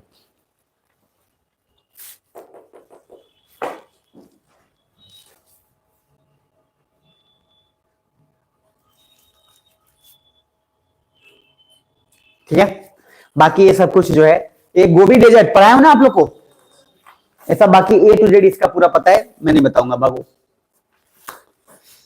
Next है, अच्छा ये वाला लिखना था क्या? जैसे करता है समझ में आ जाता है कि लग रहा है कि मामला जो है गड़बड़ हो गया है, तो ये आप लिख सकते हो। बाकी बाकी उसमें से ऐसा कुछ भी नहीं जो मैंने नहीं बताया हुआ है, बताया हुआ है सब। ये वाला पॉइंट लिख लो। तो Mongolia is called as land of the eternal blue sky, ये पूछता है। Mongolia is called as the land of the eternal blue sky. Mongolia is called as the land of eternal blue sky. हो गया? चलो आज इतना नहीं देते, ठीक है? कल इसके बाद मैप और थोड़ा कर लेते हैं, एटलीस्ट शुरुआत कर लेते हैं, आधा घंटा ही सही, ताकि चीजें आसान हो जाए। क्या रेडी हो? कोई उठ के मत जाना, ठीक है? मत उठ के जाइएगा, क्योंकि शुरुआत हो जाए ना तो चीजें थोड़ी आसान हो जाएंगी। बाकी ये बहुत इंपॉर्टेंट टॉपिक है अटल टनल वाला, बहुत सारे इंपॉर्टेंट टॉपिक्स है, बहुत कराने हैं, बहुत पढ़ने हैं, मजा आएगा। तो अभी मैंने जो जो कराया जरा मुझे एक बार बताओ, थोड़ा सा एक बार रिपीट कर लेते हैं, फिर हम लोग वहां से शुरुआत करेंगे। जो लोग भी जिनका क्लास फर्स्ट है, सेकंड है, थर्ड है, कुछ नहीं, मतलब मैं बता रहा हूं, सब लोग ध्यान से देखते जाना, सबके लिए फायदेमंद हो जाएगा। बाकी उसके बाद आप लोग एक दो क्लास हो जाने के बाद आप लोग पहला ही बैच करके मन करे तो रुक जाना, ये तो चले जाना। बट अभी जो है दिमाग में रखिएगा कि ये जो बैच स्टार्ट होने का रीजन में सिंपल ये है कि फ्रेशली जितना भी स्टैटिक पोर्शन होगा ना, जैसे पॉलिटी वगैरह पार्ट होगा, जो इकोनॉमिक्स हो रहा है, ये सारा उसी में चलता जाएगा। आप उसको मिलकर बांट के कर लीजिएगा। मतलब एक तरफ करंट चलता रहेगा, दूसरी तरफ पॉलिटिक्स, और उसके बाद आपका इन्वायरमेंट, इकोनॉमिक्स, ये हो जाएगा, मामला आपका पूरा खत्म। प्रीलिम्स देके निकाल लेना। तो क्या क्या बोला हूं जरा बताओ। पहला, सबसे पहला आज क्या पढ़े? ज्यादा नहीं पढ़े, पहले क्या पढ़े? कैनेडिया का रिलेशन। तो इंडिया कनेडा का रिलेशन में आपको इश्यूज पता है, खालिस्तानी इश्यूज का, और जो अभी न्यूज में है उसके पीछे क्रिटिकल मिनरल्स और क्वाड का नजर थोड़ा सा है, ये छुपा हुआ नजर है, ध्यान रखिएगा। ये ऑब्जेक्टिफाई नहीं है कि है, लेकिन ये नजर छुपा हुआ है। दूसरा पॉइंट क्या है? फलेरिया। तो फलेरिया वाला मैं पॉइंट बोला हूं, स्पेशली दो चीज याद रखना है कि 2027 तक हम लोग क्या है, फलेरिया को लगभग खत्म कर लेंगे। 2030 का टारगेट दिया गया था, 2027 तक खत्म कर लेंगे। 3 साल पहले के बाद में 3 साल पहले। उसके बाद फ्लेरिया के लिए जो याद रखना है आपको, इंसेक्ट्स वाला, क्या इंसेक्ट्स की वॉर्म्स, तो वॉर्म्स, वॉर्म्स जो है फ्लेरिया के नाम से ही उसके कारण होता है। मच्छर के काटने से भी, जो इन्फेक्टेड मच्छर उसके काटने से भी होता है। ये एक पैरासाइटिक डिजीज है क्योंकि ब्लड से कांटेक्ट में ज्यादा चीजें स्प्रेड होता है। नेक्स्ट उसके बाद इंडिया मंगोलिया रिलेशन जो पढ़े थे। इंडिया मंगोलिया रिलेशन बताने की जरूरत नहीं है। इंडिया मंगोलिया का लगभग रिलेशन हमारा पहले से है, जब हम आजाद हुए उस समय से ठीक ठाक है। मंगोलिया ने हर लेवल पे हमें सपोर्ट भी किया है। क्लियर है, सुन पा रहे हैं? अब जरा ध्यान से एक दो बातें गौर करना, फिर आगे बढ़ेंगे। हम सिंपली अब वो लोग चाहे जो पढ़े हैं चाहे नहीं पढ़े हैं, प्लीज ध्यान से देखना, काम आएगा। ठीक है, थोड़ा ही देर करेंगे लेकिन काम आएगा।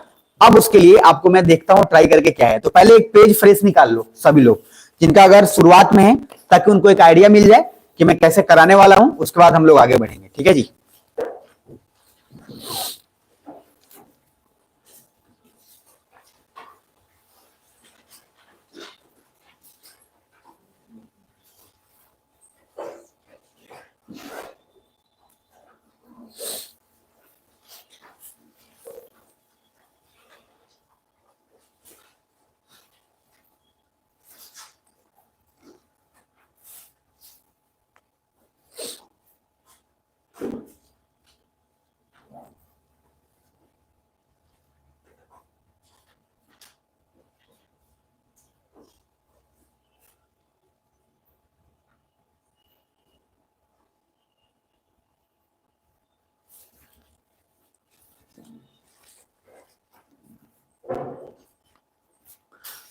सिलेबस मैंने लिखवाया था एक बार और आप लोगों को बोला भी था लिखने के लिए, है ना, यूपीएससी का और बीपीएससी का।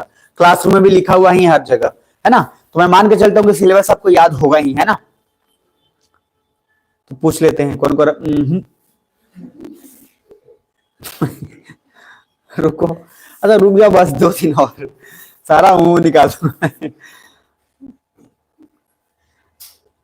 मजे ले लो कुछ दिन और।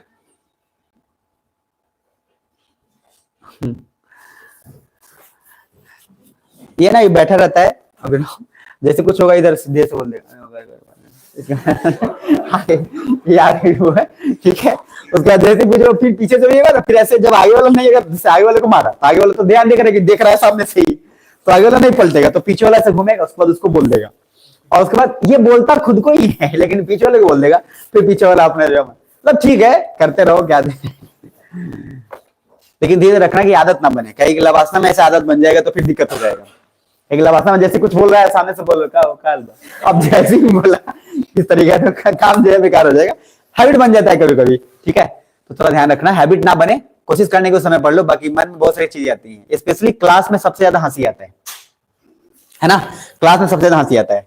जैसे मेरे को तो, मैं स्कूल लेवल पे सबसे ज्यादा क्लास में ही हंसा हूं, और जैसे जैसे बच गया हूँ, खाली पढ़ाई के नाते बचा हूं, नहीं तो मेरी इतनी सुताई होती है ना, मतलब अगर कोई टीचर मेरे को पीटना चाहता तो बहुत पीटता, लेकिन हम पढ़ाई के आड़ में बच गए हैं, क्योंकि पढ़ने में हम हमेशा से टॉपर है इसलिए बच गए, नहीं तो हम हर बार ऐसे सीरियस मौके पे हंसे हैं तो हमको पता है कि उसके बाद क्या हो सकता था।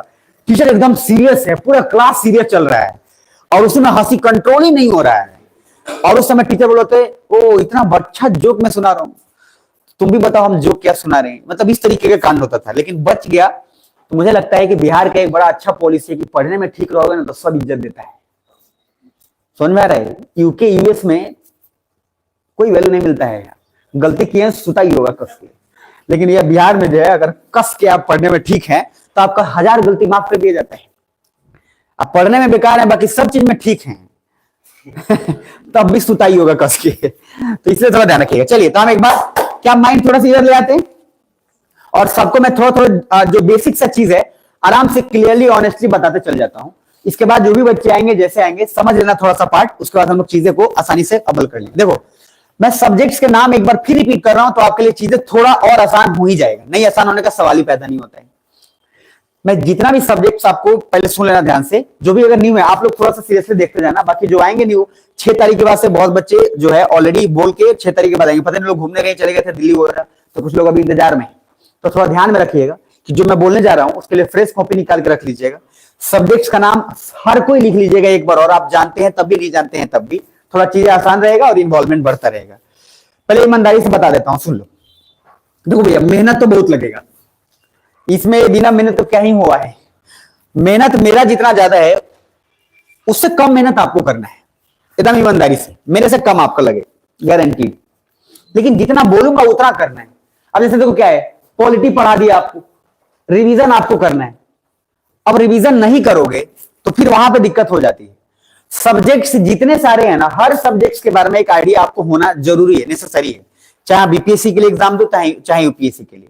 और जितना मैं बार बार बोल रहा हूं, जितना मैं पढ़ा रहा हूं, जितना पढ़ाता हूं, सारे सब्जेक्ट्स का कुछ कुछ हिस्सा ऐसा है जो मैं आपको रीड करने के लिए दिया हूं या देता हूं, उसको रीड करके रख लीजिएगा। उसके बावजूद भी मैं वो सारे सब्जेक्ट्स आपको पढ़ाऊंगा, कहीं से कोई डाउट नहीं है। इतने सारे सब्जेक्ट्स हो जाते हैं कि कभी कभी आपका दिमाग उसमें चकरा जाएगा। इसलिए सिंपल रखना है कि पहले बात, इधर आराम से सिलेबस कवर करना है सारे सब्जेक्ट्स का, धीरे धीरे धीरे धीरे आराम आराम से हर सब्जेक्ट का। और सिलेबस जैसे कवर अप हो जाएगा, आपको धीरे धीरे चीजें समझ में आने लगेंगी। उल बुलाइएगा मत, उल बुलाएंगे ना तो दिमाग खराब हो जाएगा और उसके बाद कभी भी एग्जाम्स निकलेगा नहीं। जब आप पहला दिन, बहुत सारे ऐसे बच्चे जब आए थे ना, बहुत पहले, इसमें से जितने बच्चे हैं जब फर्स्ट डे मेरे पास आए थे, उस समय लगभग हर किसी के दिमाग में एक परसेप्शन बना ही रहता था कि पता नहीं क्या पढ़ाएगा, कि वो भाग जाएगा, कि पैसा लेके चला जाएगा, क्या आ जाएगा, क्योंकि जगह वैसा है और टीचर लोगों ने ऐसा ऐसा कर्म कांड यहाँ पे किया हुआ है।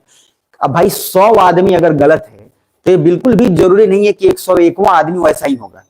क्या बुझा रहा है? इधर देखिए, जब आदमी उस तरीके का अच्छा मिलता है ना, तब आपको पता चलता है कि इसके पहले कितने हरामखोर के साथ थे। देखो, जिस समय आप अपने दोस्त के साथ थे उस समय सब ठीक लगता था, लेकिन किसी अच्छे दोस्त से मिले, उस दिन पता चला कि मैं जिसके साथ रह रहा था वो कितना घटिया सोचता था। तो कब आपको एहसास होगा कि आप अच्छा या बुरा सोचते हैं? जिस दिन आपको आपके औकात से बेहतर कोई मिल जाएगा। तो समझ में आ रहा है? बाकी जब तक नहीं मिल रहा है तब तक सब ठीक है। जैसे आपके एरिया में सब लोग 10,000 कमाते हैं, आप भी 10,000 कमाते हैं, कोई दिक्कत नहीं होगा। एक दिन ऐसा आदमी है जो आईएएस था, अब आपका दिमाग हिल गई, कौन है रे, सब इसको इज्जत दे रहा है। और उस दिन जो दिमाग हिला, तब उस दिन आप उसके प्रति ओरिएंटेड हो जाएंगे, तब आपको लगेगा कि 10,000 का कोई वैल्यू नहीं है। क्या सुन पा रहे हैं? तो मैं आपको पहले बता देता हूं, मैंने जितना भी सिलेबस पढ़ा है, जितना भी पढ़ाऊंगा, सारा आराम आराम से होगा। आराम आराम से 1 साल 1.5 साल चुपचाप पढ़ते रहना है। मैं सच बोलूं तो अब चूंकि 6 महीने में भी सिलेबस, 3 महीने में सिलेबस कवर किया जा सकता है, लेकिन उसके बावजूद भी 1 साल आराम से लेके काम करना है। तो सब्जेक्ट्स का नाम पहले दिमाग में रखना है और बेसिक्स जो मेरा सब्जेक्ट्स है, जिस तरीके से मैं करा रहा हूं, प्लीज उतना करते रहना। आपको कहीं दिल्ली, कोटा, पंजाब कहीं की जरूरत नहीं पड़ेगी, मैं पहले भी बोला हूं। हाँ, आपको मेहनत करना पड़ेगा, आपको रीड करना पड़ेगा। मेरे नोट्स रिवीजन कर लो और रिवीजन करके उसमें से अपना शॉर्ट नोट्स बना सकते हो तो बना लो और चुपचाप एग्जाम देने चले जाओ। इसके अलावा कोई तीसरा काम हमको नहीं चाहिए आपसे, ना हमको आपसे उम्मीद है। इतना ही कर लो बस, क्या हो जाएगा? सुन पा रहे हो? और जहां से आप हैं वहां से दिमाग रखिए। इसीलिए बहुत सारे सब्जेक्ट्स ऐसे हैं, जैसे देखो कुछ कुछ सब्जेक्ट्स जो स्टार्ट करते हैं, तो कौन से सब्जेक्ट्स कैसे स्टार्ट करने हैं आप अपने कॉपी में पहले लिख लीजिएगा। तो मैं चाहता ना तो अभी सिलेबस बताता, आज सोचा था मैं सिलेबस बताने का, लेकिन मैं फिर बार बार बोल रहा हूं, बिना पढ़े, बिना पढ़ाए अगर मैं सिलेबस यहां बता भी दूं तो घंटा आपको याद नहीं रहने वाला है। अगर मैं आपको मैपिंग पढ़ाकर और तब सिलेबस बताता हूं तो आप देखते हैं कि अच्छा साउथ अमेरिका सिलेबस में है, तो आपको लगता है कि हाँ ये पढ़ा दिया है। हम पहले ही खाली सिलेबस बता देंगे, साउथ अमेरिका पढ़ना है, नॉर्थ अमेरिका पढ़ना है, आपको दिमाग में है ये नहीं है क्या है, लेकिन आप पढ़े ही हो और तब बताऊंगा तो आपको लगेगा कि हाँ ये इसने क्या पढ़ा है, क्या छोड़ा है। सुन पा रहे हैं? जोर से बोलो ना। तो थोड़ा अलर्ट रहना। तो पहला जो है सीक्वेंस, मेरा ध्यान रखना जो पढ़ने का है। सीक्वेंस सबसे पहले आपको कुछ नहीं उठाना है, पहले आपको पूरा मैपिंग उठाना है। तो लिखते चले जाइएगा। पहला जो सीक्वेंस है, उस सीक्वेंस में जो लोग रिवीजन करना है, उसी रिवीजन में जो जैसे मैं पढ़ा वैसे ही रिवीजन भी करना। मैपिंग, जब हम मैपिंग करते हैं ना, तो मैपिंग के अंदर ये कोई एक पूरा का पूरा जो है संसार अंदर आ जाता है, जिसमें आपके सारे सब्जेक्ट्स के लिए बहुत चीजें आसान हो जाती हैं। तो पहला मैपिंग करना ही करना है, चाहे जो हो जाए। मैपिंग के बाद दूसरा पार्ट आपको आईआर में एंट्री मारना है। मैपिंग के बाद आईआर में बढ़ना है, इंटरनेशनल रिलेशंस में जाना है। क्योंकि मैपिंग करने के बाद आईआर चीजें आसान हो जाएंगी। मैपिंग के बाद अगर आप पॉलिटी में भी जाते हैं तब भी कोई दिक्कत नहीं है, लेकिन आईआर के बाद अगर आप पॉलिटी में जाते हैं तो इसका मजा कुछ अलग है। तो मैपिंग, फिर आईआर, सीक्वेंस में बिना लोड लिए हुए, फिर पॉलिटी, फिर अब चौथा, अब दूसरा सब्जेक्ट का राह लीजिए। अब दूसरा सब्जेक्ट का राह कैसे लीजिएगा? क्योंकि अब आपको मैपिंग और आईआर का आइडिया हो चुका है, तो अब इसका फायदा चौथे में होगा, वो होगा ज्योग्राफी में। आसान हो जाएगा उसके बाद ज्योग्राफी। आप रिवीजन भी प्लीज ऐसा ही करिएगा। और जो लोग 2-3 बार 4 बार पढ़ चुके हैं वो तो कहीं से भी अब उठाएंगे ना तो चमकेगा। रिवीजन अगर तगड़ा है ना तो कहीं से भी उठाइएगा तो चमकेगा। लेकिन सीक्वेंस क्या है कि जब भी कभी आपको लगे कि क्या कर रहा हूं मैं यार, कुछ पता नहीं चल रहा है कैसे क्या करूं, तो सिंपल अपना कॉपी का पहला पेज देख लेना। इसीलिए उस फर्स्ट पेज पे जो भी फ्रेज कॉपी होगा उस फ्रेज पेज पे ये सीक्वेंस जरूर लिखा हुआ रहेगा ना, तो मन शांति मिलेगा। क्या आप सुन पा रहे हो? मैं 2 बात बताता हूं। नींद कब आता है? कब आता है नींद? नहीं, ध्यान से समझना, नींद का आने का एक बेसिक नियम है। बेसिक नियम क्या है? ध्यान से समझना। बेसिक नियम है, आपने सोचा मुझे ये देखना, ये भी पढ़ना है, ये भी पढ़ना है, ये भी पढ़ना है, ये भी पढ़ना है। आप लेके बैठे साइंस, तब तक दिमाग कह रहा नहीं यार पॉलिटी छूट रहा है, पॉलिटी पढ़ना है। ठीक, तब तक लक्ष्मीकांत उठाया, तब तो दिमाग कह रहा है भाई ज्योग्राफी भी तो छूट रहा है, कुछ समझ में आ रहा है, ज्योग्राफी लेके आए। अब जब भी दिमाग को एक क्लियर डायरेक्शन नहीं मिलेगा, ध्यान से समझना, तब नींद आएगा। शादी में नींद का नहीं आता है क्योंकि दिमाग के अंदर पिक्चर क्लियर है कि आज भर ये जयमाला होने वाला है, आज भर ये मरवा ये होने वाला है, तो दिमाग ने पिक्चर क्लियरफाई है, एक ही चीज चल रहा है दिमाग में, तो सोने नहीं देगा आपको। दिमाग सोने तब देगा जब आपका डायरेक्शन पूरा क्लियर नहीं हो, 3-4 चीज एक साथ चल रहा होगा। क्या मेरी बात समझ में आ रही है? अब आप सोचोगे ना जैसे मेरे को नींद कंट्रोल करना है या किसी को भी, तो कंट्रोल करने का सिंपल तरीका है, आप 2-3 मिनट सिर्फ एक ही चीज को रखकर दिमाग को बोलते जाओ यही करना है, यही करना है, यही करना है। दिमाग को एक बार डायरेक्शन मिल गया, नींद गायब। कैसे आप सोते हैं रात को कोई 16, अरे भीमराव तो कैसे 21-22 घंटा पढ़ लेते थे भाई। दिमाग का फंडा क्लियर था कि एक सब्जेक्ट करना है, 21-22 घंटे इंसान ही तो पढ़ रहा है। नॉर्मल आईएएस अगर टॉपर बनने के लिए भी 16 घंटे पढ़ने पड़ेंगे प्रभु, और 16 घंटे तब पढ़ना पड़ेगा जब मेरे पढ़ाने के बाद ना आप 16 घंटे आसानी से पढ़ जाओगे, क्योंकि सब कुछ सफाई से देखो। मैं अभी थोड़ी देर पहले इंडिया मंगोलिया बता रहा था, मंगोलिया के अंदर शब्द आ रहा है Mongolia is a landlocked country. आपको लैंडलॉक पता है? मंगोलिया के अंदर और भी शब्द आ रहे हैं कि साउथ वेस्ट में है, चाइना के बगल में, आपको पता है। तो कितना टाइम लगेगा पढ़ने में? आप तो उसको दिन भर पढ़ते रह जाओगे मजे से, कोई दिक्कत नहीं। क्या सुन पा रहे हो? तो नींद कब आएगा? जब कंफ्यूजन होगा। तो दिमाग में प्लीज कंफ्यूजन मत होने दो, कंफ्यूजन क्लियर रखो। अगर नींद आ रहा है और 2 चीज चल रहा है, जहां दोस्त से मिलने भी जाना है और पढ़ना भी है, नींद आएगा, स्वाभाविक है। तो दोनों में से एक चीज करो कि चल पहले मिल के आ लेते हैं फिर ही पढ़ लेंगे। लेकिन दिमाग का यही तो नियम है कि पढ़ने समय ही सारा कुछ इंपॉर्टेंट याद आता है, तो उस समय प्लीज प्रभु समझ लीजिएगा। इसलिए मेरे को नींद जब कंट्रोल करना होता है तो मैं दिमाग को इंस्ट्रक्शन पहले देता हूं। आज पूरा देखना मैंने हर बार क्या वर्ड जिक्र किया है, जो लोग मेरे साथ 1 साल 1.5 साल से, मैंने क्या बोला है? आज दिमाग में उठ के पॉलिटिक्स खत्म करने का एक सब्जेक्ट बोला है। आज उठ के फिर मैंने क्या बोला? आज इन्वायरमेंट खत्म कर देते हैं, एक सब्जेक्ट बोला है। ये नहीं बोला है 2 कि आज पॉलिटी और इन्वायरमेंट दोनों खत्म करें, दिमाग काम ही नहीं करेगा। इसलिए दिमाग सिर्फ तब काम करेगा जब दिमाग के पास एक क्लियर डायरेक्शन हो कि बस मेरे को आज यही करना है। क्या क्लियर है यहां तक? तो नींद से बचने का मात्र एक तरीका है, क्या करना है? इंस्ट्रक्शंस क्लियर रखो। पहले यहां तक क्लियर है? तो मैंने क्या क्या बोला है? Mapping, IR, polity, geography. Clear? अब जब से ये दिमाग में सीक्वेंस बन गया ना, चीजें आसान हो जाएंगी आपके लिए। अब ज्योग्राफी में भी मैंने बोला, चूंकि ज्योग्राफी में 3 और 3-4 इसमें कन्वर्ट हो जाते हैं, तो एक इसमें ज्योग्राफी के अंदर पढ़ लेना है। तो पहला पढ़ेंगे फिजिकल ज्योग्राफी। क्या पढ़ेंगे? लिखते चले जाना भैया, उसके बाद लिखना फिजिकल ज्योग्राफी। तो फिजिकल ज्योग्राफी, चूंकि इसके बिना जो है आगे हम बढ़ नहीं सकते, मजा ही नहीं आएगा। फिजिकल ज्योग्राफी हो गया, बल्ले बल्ले। उसके बाद इंडियन ज्योग्राफी तो मेरी जरूरत ही नहीं है, आपको ऐसे हिला के फेंक दीजिएगा। फिजिकल ज्योग्राफी और मैपिंग जिसका कवर है उसको इंडियन ज्योग्राफी में कोई दिक्कत नहीं होगा, ह्यूमन ज्योग्राफी में कोई दिक्कत नहीं होगा, वो खुद से हिला देगा। मेरी क्या, किसी की जरूरत नहीं पड़ेगी उसको। यहां तक क्लियर है? अब फिजिकल ज्योग्राफी के बाद फिर इसके अंदर हम लोग उसी समय निपटा लेंगे इंडियन ज्योग्राफी। ठीक है? और इस बार से उसके बाद इसमें ह्यूमन ज्योग्राफी, चूंकि मैंने ह्यूमन ज्योग्राफी भी पढ़ाया इस बार मैंने कुछ भी छोड़ा नहीं है। ठीक है जी? तो ह्यूमन ज्योग्राफी उसके बाद रीड कर लेना है, आसान हो जाएगा। ह्यूमन ज्योग्राफी आप कभी भी पढ़ सकते हैं, वैसे बहुत ज्यादा दिक्कत नहीं होगा। लेकिन अगर आप मैपिंग और फिजिकल ज्योग्राफी पढ़े तो चीजें आसान हो जाती है, क्योंकि थोड़ा ये जो है इसमें जैसे इंसान का है तो आर्यन कौन सा, मंगोलॉयड कैसा है, शेप, ये सब कुछ आता है, तो थोड़ा आसान हो जाएगा। तो मैंने बोला ज्योग्राफी में 3 कैटेगरीज ऐसे करेंगे। क्लियर है यहां तक? एक बार सब लोग जो सब लोग ऐसा ना, तो सर सीक्वेंस जरा ध्यान देते जाना। बस मैपिंग, आईआर, पॉलिटी, ज्योग्राफी के अंदर ये वाला पार्ट क्लियर है यहां तक। अब इसके आगे आओ। अब जैसे ही इसके आगे आओगे तो अब एक फायदा होगा, और वो फायदा क्या है ध्यान से समझना। इसी के समय इन्वायरमेंट एंड इकोलॉजी पढ़ लेंगे, मामला ही खत्म। इन्वायरमेंट इकोलॉजी पढ़ने के बाद सब कुछ जो है बराबर हो जाता है, ले देके एकदम चीजें आसान हो जाती है। ठीक है, मैं कुछ देखो, मैं पढ़ाते पढ़ाते गलती सही तो एक्सपीरियंस होता ही है ना। मैं पढ़ा तो बहुत पहले से रहा हूं, मतलब आईएएस मैंने पढ़ा था, लेकिन मैं बचपन से तो पढ़ा ही रहा हूं। तो मुझे ना धीरे धीरे मेरे पास, मैंने बोला मेरे पास सिर्फ एक ही चीज है कि किसी चीज को कैसे सटीक आपके दिमाग में एंट्री मार देना है, बस वो मेरे को पता है। और वो ना बहुत टीचर को नहीं पता होता। देखो मेरे से ज्यादा नॉलेज में मार बोलता, बहुत लोग हैं लाखों करोड़ों, लेकिन किस चीज को दिमाग में कहां सेट करना है वो हर किसी के बस का बात नहीं होता है। समझ में आ रहा है? उसी तरीके से क्रिकेट, फुटबॉल होता है। फुटबॉल में भी स्किल्स वाले बहुत प्लेयर होते हैं, लेकिन सबसे गोल नहीं लगेगा। तगड़ा प्लेयर हो सकता है लेकिन गोल नहीं है। गोल मारने के लिए अलग टेक्निक चाहिए, और वो हर किसी के बस का बात नहीं होगा। स्किल के लिए अलग टेक्निक चाहिए, वो भी हर किसी के बात का नहीं होगा।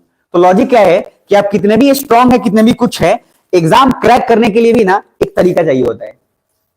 आपके पास नॉलेज होगा लेकिन क्रैक नहीं हो रहा है एग्जाम, कुछ बुझा रहा है? स्किल है लेकिन गोल नहीं लग रहा है। सेम वही चीज आपके लाइफ में काम करेगा। तो थोड़ा दिमाग में क्या रखना है कि सर मेरे पास सिर्फ वो माइंडसेट है, इसलिए मैं जितनी बात बोल रहा हूं उतना बस करते चलो, चीजें आसान हो जाएगी। क्योंकि गलतियां तो बहुत सारी मैंने भी करी है, तब उस गलती से इजाद हुआ है। क्लियर है यहां तक? मैं कोई भी ना कॉपी पेस्ट वाला मुद्दा नहीं बताता हूं आपको, किसी का सुना हुआ, किसी का रटंत विद्या, कुछ नहीं। जो सीखा है, जाना है, वो देखकर तब आपको बता रहा हूं। इसे इधर का लिया, इधर का चिप दिया, किसी के अच्छा लगा, उसका सीख लेने में कोई बुराई नहीं है, लेकिन हर कुछ उसी का चिप देना, ये कौन सा तरीका है? कुछ बुझा रहा है? ये वो नोट्स है पिछले 20 साल से चेपे जा रहे हैं, वो काम नहीं कर रहे। इसलिए ध्यान से समझिएगा। मैं एज ए इंसान अपडेट कर, मैं बोला अभी फिलोसफी पे मैं ध्यान, मैंने बोला हिंदी मेरा खत्म। मैंने टारगेट बोला था कि आप लोग मेंस के लिए मैं सारा कुछ रेडी कर चुका हूं। मेरा हिंदी 20 तारीख तक टारगेट था, निपट गया, मैंने रात भर निपटा दिया। मुझे अब मेंस के लिए, आपके भर के लिए मुझे कोई चिंता नहीं। आप प्रीलिम्स निकालो, मेंस मैं गारंटी ले रहा हूं। मुझे एक रत्ती चिंता नहीं है मेंस का। मेरे लिए टेंशन था, निकल गया। मैं फिलोसफी और एंथ्रोपोलॉजी पे भी घुसा हुआ हूं, दो कारण है उसके, तो मैं आपको बता दूंगा क्या नहीं है। तो वो भी उस पर घुसा हूं, इसलिए मुझे उसमें थोड़ा सा, इसलिए मैंने जो किताब मांगा उसमें फिलोसफी का पूरा है, ताकि मैं पूरा वो आसान कर दूं काम, कि और आसान कर लूं, अपडेट करके आपको बताना मेरे लिए आसान हो जाएगा। क्या सुन पा रहे हैं? तो ध्यान से समझना। इन्वायरमेंट इकोलॉजी हो गया, डन। अब जरा देखना एक बार, इन्वायरमेंट इकोलॉजी के बाद अब एक सब्जेक्ट आता है जो थोड़ा सा बड़ा सब्जेक्ट है, जो सबको इंटरेस्टिंग लगता है, और मैं आज भी बोलता हूं, हर समय बोलता हूं कि उसमें शायद मेरी जरूरत बहुत कम है पढ़नी चाहिए। समझ में आ रहा है? वो सब्जेक्ट काफी इजी रहता है, लेकिन उसके बावजूद भी हिस्ट्री को हम लोग बहुत बेहतर तरीके से करेंगे। तो पहला पॉइंट है, उसके बाद इसमें हिस्ट्री देख लेंगे, और हिस्ट्री में देखकर इसके अंदर आर्ट एंड कल्चर यहीं पर निपटाएंगे। हिस्ट्री में आर्ट एंड कल्चर यहीं निपटाएंगे, कला एवं संस्कृति। ठीक है, आर्ट एंड कल्चर में इसमें आप लोग को एग्जाम देने से पहले मैं सब बता ही दूंगा, सब बताऊंगा, सब। इस बार कुछ नहीं छोड़ना है, रत्ती भर नहीं छोड़ना है। जो होगा होगा, लेकिन रत्ती भर बिना मतलब छोड़ के जाना ही नहीं है कुछ भी। जितना बता दिया उतना रिवीजन करके रख लेना। आर्ट एंड कल्चर के बाद बी, अगर इसके अंदर बात करते हैं ना, तो कुछ कुछ चीजें जो है थोड़ा सा डिफरेंस जाएगा। जैसे आर्ट एंड कल्चर जब हम पढ़ते हैं, सिलेबस छोटा है, लेकिन इसका एकदम फिक्स चीज है कि आएगा ही आएगा इतना। एक म्यूजिक से आएगा, एक डांस से आएगा कि कौन सा क्लासिकल डांस करिए, और एक ट्राइबल से कुछ सेक्टर्स आ जाते हैं उसके रिलेटेड, मतलब एक फिक्स रहता है, फिक्स टर्म। इसलिए मैंने इसका एक नोट्स जितना दिया है ना, नोट्स इतना सफिशिएंट है, मैं गारंटी देता हूं उसमें का सब क्वेश्चन बन जाएगा, गारंटीड एकदम। और वो गारंटी इसलिए देता हूं क्योंकि सर वो बनाया गया उस कदर से है कि आराम से उतना से काम हो जाएगा आपका। नहीं तो इसका किताब आता है नितिन सिंघानिया का, 1000 पेज का, 800 पेज, 4 क्वेश्चन 6 क्वेश्चन आने, 1000 पेज पढ़ के कहां से क्या करोगे? इसलिए नोट्स काम करिए, बात खत्म। आर्ट एंड कल्चर देख लेंगे। हिस्ट्री के अंदर चूंकि क्या है, 3 चीजें, एक है क्या, एंशिएंट हिस्ट्री है ना, एक मेडाइवल हो गया, और एक मॉडर्न हो गया। तो मेरा अपना मानना सिंपल है कि कोई आदमी अगर मॉडर्न पहले पढ़ ले रहा है तो उसमें कोई बुराई नहीं है, मॉडर्न से भी काम हो जाएगा उसका, क्योंकि मॉडर्न से क्वेश्चन ज्यादा आता है, सिलेबस भी ज्यादा है, कोई दिक्कत नहीं है। लेकिन हड़बड़ाहट किस बात का है, और टाइम अगर ठीक ठाक लेवल पे है, तो आप दोनों सीक्वेंस फॉलो कर सकते हैं। मॉडर्न से एंशिएंट की तरफ चले जाइए तब भी कोई दिक्कत नहीं है, या फिर अगर आप एंशिएंट से मॉडर्न की तरफ आइए तब भी कोई दिक्कत नहीं है। बस कनेक्शन एक बना लेना है, और इसको कनेक्शन बनाने के लिए जानते हैं सबसे ज्यादा सब्जेक्ट कौन जरूरी है, वो है आईआर। जो आईआर नहीं पढ़ा है ना, हिस्ट्री का कनेक्शन नहीं बना पाएगा। पढ़ते जा रहे हैं, बीच में आ गया क्या, ऐसा आ गया, अचानक से आ गया कि जो है इंडिया का यूरोप के समय ऐसा हाल था कि इंडिया इंडस्ट्रियल रिवॉल्यूशन चल रहा था, औद्योगिक क्रांति, और अंग्रेज आ गए थे। अभी बीच में चल रहा है कुछ और उधर आ गया औद्योगिक क्रांति। अब दिमाग में क्रांति होने लगता है, समझ में आ रहा है। और इसीलिए अधिकतर हिस्ट्री का उत्तर आईआर में मिल जाता है। चलिए यहां तक क्लियर है। तो सर ये वाला पार्ट जो है दिमाग में रख लेना है। अब इसके आगे आते हैं थोड़ा नेक्स्ट सब्जेक्ट। अब जो सब्जेक्ट्स है, अब इसके बाद उस सब्जेक्ट्स पढ़ने का मजा है, क्योंकि ये सब हो चुका है। अब जरा ध्यान देखोगे ना, तो ओवरऑल मैं मानता हूं, जैसे मुझे कैसे याद रहता है, तो 3 सब्जेक्ट खाली दिमाग में रखो ठेठ भाषा में, तो काम आसान हो जाएगा। और वहां से सबका एक जो पंख निकालो सबका। तो पहला पंख निकालने का सिंपल तरीका है कि सर अगर ज्योग्राफी का पंख निकालते हो तो पूरा एक पंख निकल जाएगा। दूसरा हिस्ट्री का पंख निकाल लो, काम हो जाएगा। और जब पॉलिटी हम पढ़ेंगे तो जहां पे आपका गैप होगा तो ठीक है लिख लेना, पॉलिटी के साथ अगर हो पाए यहीं पे फिर लिख दे रहा हूं, तो एक होगा गवर्नेंस, क्योंकि गवर्नेंस से इस बार प्रीलिम्स में हद हिसाब से क्वेश्चन पूछ दिया था, कोई उम्मीदें नहीं किया था।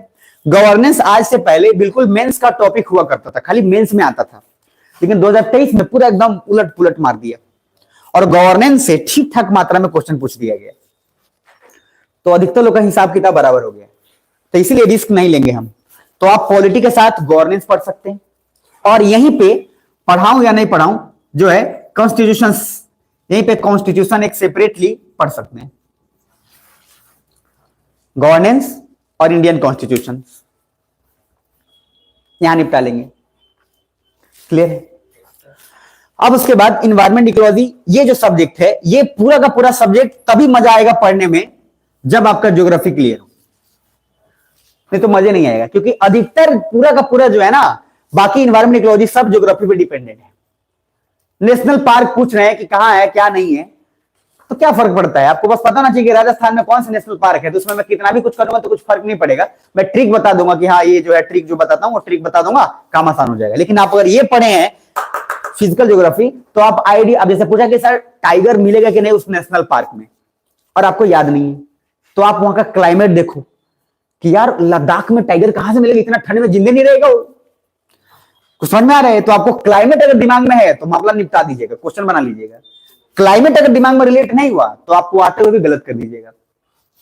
समझ में आ रहा है ना। तो थोड़ा दिमाग में रखना है। अब सर जैसी बोल दिया क्या कि सबसे ज्यादा जो है अब नॉर्थ इंडिया में बाघ मिलेगा, इस बात का कोई गारंटी नहीं कि नॉर्थ इंडिया में बाघ मिलेगा नहीं मिलेगा, लेकिन फेवरेबल क्लाइमेट अगर बाघ के लिए है तो मिलेगा ही मिलेगा। फेवरेबल क्लाइमेट बाघ को क्या चाहिए, बहुत ज्यादा ठंड नहीं चाहिए उसको, बहुत ज्यादा गर्मी नहीं चाहिए। नॉर्थ इंडिया में चीजें आसान हैं, आपको यूपी में मिल जाएगा बाघ, बिहार में भी कुछ हद तक मिल जाएगा, महाराष्ट्र में मिल जाएगा, लेकिन जैसे जम्मू कश्मीर और ऊपर जाएंगे इतना ठंड है कि वहां मिलने का चांस कम है। कुछ समझ में आ रहा है। तो सर ये पूरा पार्ट देख लेना है, पहले यहां तक क्लियर हुआ। अब उसके नीचे थोड़ा आइए, अब जो सब्जेक्ट जो बच रहा है उसका अलग लेवल है, एथिक्स। एथिक्स, इसके बिना तो आपका क्या ही होगा। ये तो लाइफ में भी चाहिए, इंटरव्यू में भी चाहिए, जीवन में तो एथिक्स होना ही चाहिए, है ना। जीवन में एथिक्स के बिना क्या ही होता है। गांधी जी क्या बोले, इस दुनिया में पॉलिटिक्स हो चाहे लाइफ हो, पॉलिटिक्स विदाउट आइडियोलॉजी, राजनीति बिना आइडियोलॉजी का करना पाप है। सेम लाइफ में बिना एथिक्स का कुछ काम करना पाप है। आप जो कर रहे हैं उसका एक स्ट्रॉन्ग कारण होना चाहिए, क्यों कर रहे हैं। और आईएएस बनने का मात्र एक ही कारण रखो कि हम दूसरों के लिए कर रहे हैं।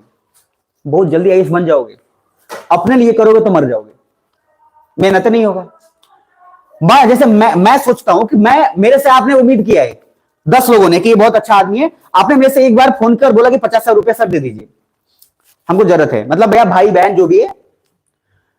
अब आपने कॉल किया, मेरे पास है नहीं रुपया, आपने उम्मीद लगा के रखा था, तो उम्मीद लगा के रखा था तो कम से कम आप आईएएस इसीलिए बन जाओ कि कम से कम वो फोन करे तो आप उसकी मदद कर दो।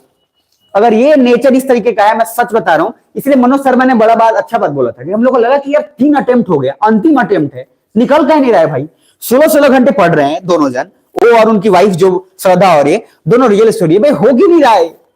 तो रियल लाइफ में उन्होंने बोला कि हम लोग एक दिन सामने बैठे हुए तो सोचे इतना पढ़ रहे हैं, हरामखोर, लास्ट अटेम्प्ट है, अब करना क्या है, और निकल क्यों रहा है, क्या गलत, मतलब गलत हो कहा रहा है, पढ़ाई में तो कोई कसर सुन ही नहीं रहे। तो दोनों ने फिर बाद में डिस्कशन करके और एक निकाला कि एक्चुअली हम लोग अपने लिए कर रहे हैं ना, इसलिए नहीं हो रहा है, वो फीलिंग नहीं आ रहा है। अब इसके बाद से हम जब पूरे लोगों को दूसरों के लिए करने देंगे, मतलब अपने फैमिली के लिए ही सही, जो हमारे लिए सेक्रीफाइस कर रहे हैं। देखो कितना अच्छा बात बोला मनोज शर्मा ने कि मैं अगर लालच में फंसता, दहेज में बोला गया था, वो शादी के बारे में अपना जिक्र क्या किया कि शादी के समय दहेज का बात आया तो बोला कि सीधा खिलाफ, दहेज कौन लेगा, आइए दहेज लेगा। मनोज शर्मा बोला दहेज नहीं चाहिए, लेकिन उन लोगों ने, चूंकि भाई आपका परिवार भी तो है, नहीं बोलता है सब कि हम तो मान गए लेकिन हमारे बाबूजी मांग रहे हैं 10 लाख। लाइक कौन सा बोलता है कि हम मान जाएंगे, लेकिन अब ये बोलता है। तो सर मनोज शर्मा को बोला गया कि कुछ नहीं करना है, एक अटैची खाली शेयर करना है, चूंकि हमारे रिवाज में, रीति रिवाज में चलता है कि ब्रीफकेस एक उधर जाएगा, जो बहुत जगह मड़वा में बैठे किए होंगे आप लोग गहना वना लेके। तो लॉजिक क्या है मतलब, तो ये बोला उसका प्लान ये था कि लोगों को ये बताना था कि दहेज देखो ये भी लिया है, क्योंकि अटैची तो बंद जाएगा, और अटैची बंद जाएगा उसमें कितना पैसा है किसको क्या पता है। तो गांव में हल्ला हो गया कि भर क्यों अटैची जाएगा। तो मनोज शर्मा ने बोला कि वो भी नहीं होगा, और अपनी वाइफ को बोला था सिंपल डायरेक्टली एकदम। और कितना आप उसका रिलेशन देखिएगा, इतना अच्छा है कि एक कपल को ऐसा होना चाहिए कि कुछ झंझटे नहीं है भाई, इतना बढ़िया कॉन्ट्रीब्यूशन है। क्या बोला कि मैं तुम्हें उतना पैसा दे ही नहीं सकता, तो सोना चांदी तुमको चाहिए कि नहीं चाहिए, क्योंकि तुमको अगर सोना चांदी चाहिए तो हमको मेरे सैलरी से तो सोना चांदी नहीं हो पाएगा, तो या तो तुम सोना चांदी बोलोगे तो हमको करप्शन करना पड़ेगा, जो मेरा मन अलाउ नहीं करता है। तो बोले कि सोना चांदी चाहिए नहीं। आज तक सोना चांदी पहनी नहीं उसकी वाइफ। अपनी बहन की शादी करने के लिए टीचर से कर्जा लेके अपना बहन का शादी कर रहे हैं, जबकि आईएएस है, आईपीएस, उसको 1 मिनट फोन जाएगा ना 20 लोग 1000 लोग लाइन लगा के पैसा दे देगा। जब इस तरीके का आप ऑनेस्ट होंगे ना, तो कोई माइक लाल आपका रिजल्ट क्या, कोई लाइफ में कुछ कोई रोक ही नहीं सकता है। आप अपने प्रति ईमानदार रहिए, कुछ बुझा रहे, और वो कहां से आता है, उसी के लिए एथिक्स डाला गया। पहले एथिक्स नहीं होता था, होता ही नहीं था एथिक्स का पेपर, कुछ भी बोल के आ जाओ इंटरव्यू में, अरे कितना बढ़िया बात बोल रहा है आईएएस।